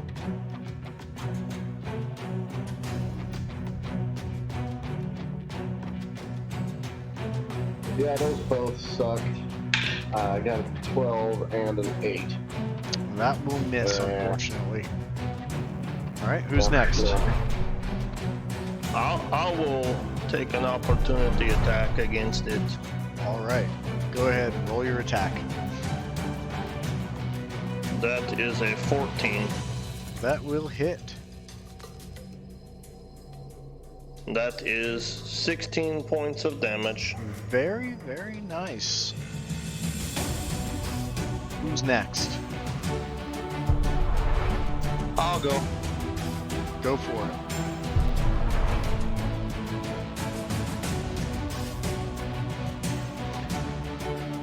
That would be a 19 to hit. That's gonna hit. Roll damage.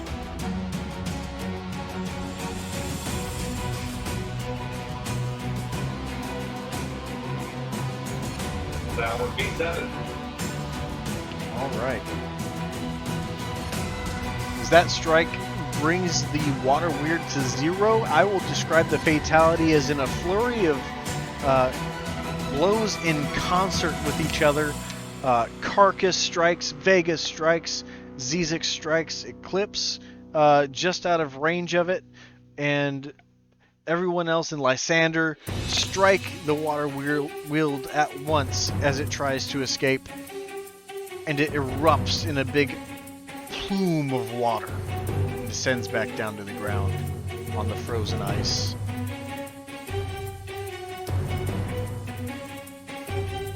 And at this moment, the water released from this water weird is starting to freeze over the hole that has been created in the ice. So next up would be Andy, as you start to see the ice start to form across the top of the river here.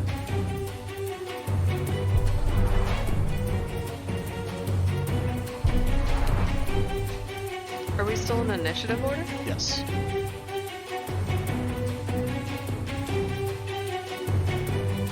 Who is in the water at the moment? Lysander. And is he within arm's reach? He's about 5 foot down. Conscious? Yeah, from what you can tell. Okay. She's gonna, she's in heavy armor. She will drop down to her stomach and lower the handle part of her weapon to him to grab. Okay. And you push through the handle of your hammer and break over any ice that's about to form, and you kind of make enough room so it doesn't settle. And you put your hammer handle down into the water. Alright. So that brings us to Leoponte. What would you like to do at this point? Leon Ponte, while still up top, is he's first of all going to look at James and ask, "Are you doing okay? Is everything okay with you?" Man, this is pretty cool. I haven't seen one of those before. But I'm holding the rope though, so I'm contributing. Leon Ponte is going to awkwardly look around, then walk over and grab part of the rope with James and shout down, "We are up here contributing." And that is all. All right. Vega is up next.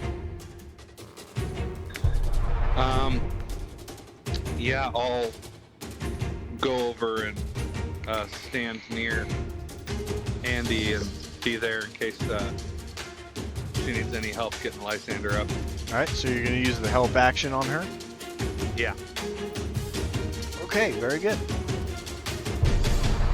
Next up will be Lysander himself. As you are still underwater, you look up and you see a handle of a weapon breaching through the water. I'm gonna grab it.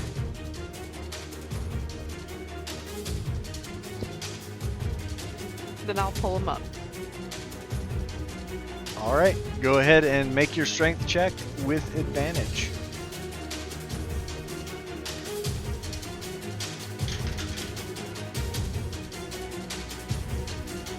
$17. That is plenty. to be able to hoist Lysander up out of the water and back onto the ice.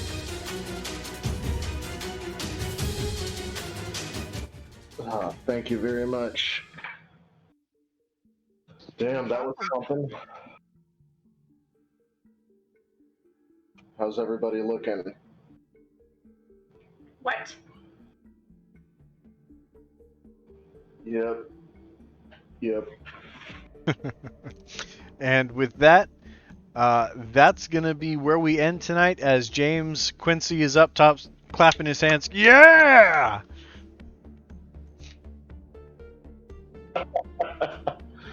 Thank you, James. So, can Andy grab proof of their kill so that the guy doesn't try to stiff him? I don't think this is the monster we were looking for. It's not? No, I think this was just something else that attacked us on our way to fucking find it. This wouldn't have left footprints like that. It was made of water. It didn't have feet. An astute notice by Vega that this thing has no feet. So, what if the thing with the feet then didn't kill those fishermen? Because this easily could have. Maybe, but I still think we need to try and find this thing with feet too. Oh, if this thing with feet is harmless, let's just go into it knowing it might be. Because this, what we just killed, could easily have been the cause of all these deaths.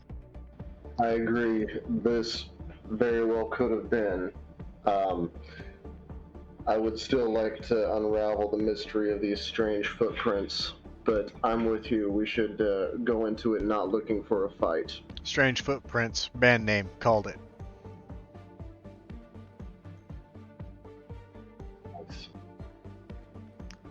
Alright. With that, that's where we're going to pause for tonight and pick up next Wednesday. Same time, same channel. Thank you guys for watching. We'll catch you again next week. Good night. Hey. Bye and shit.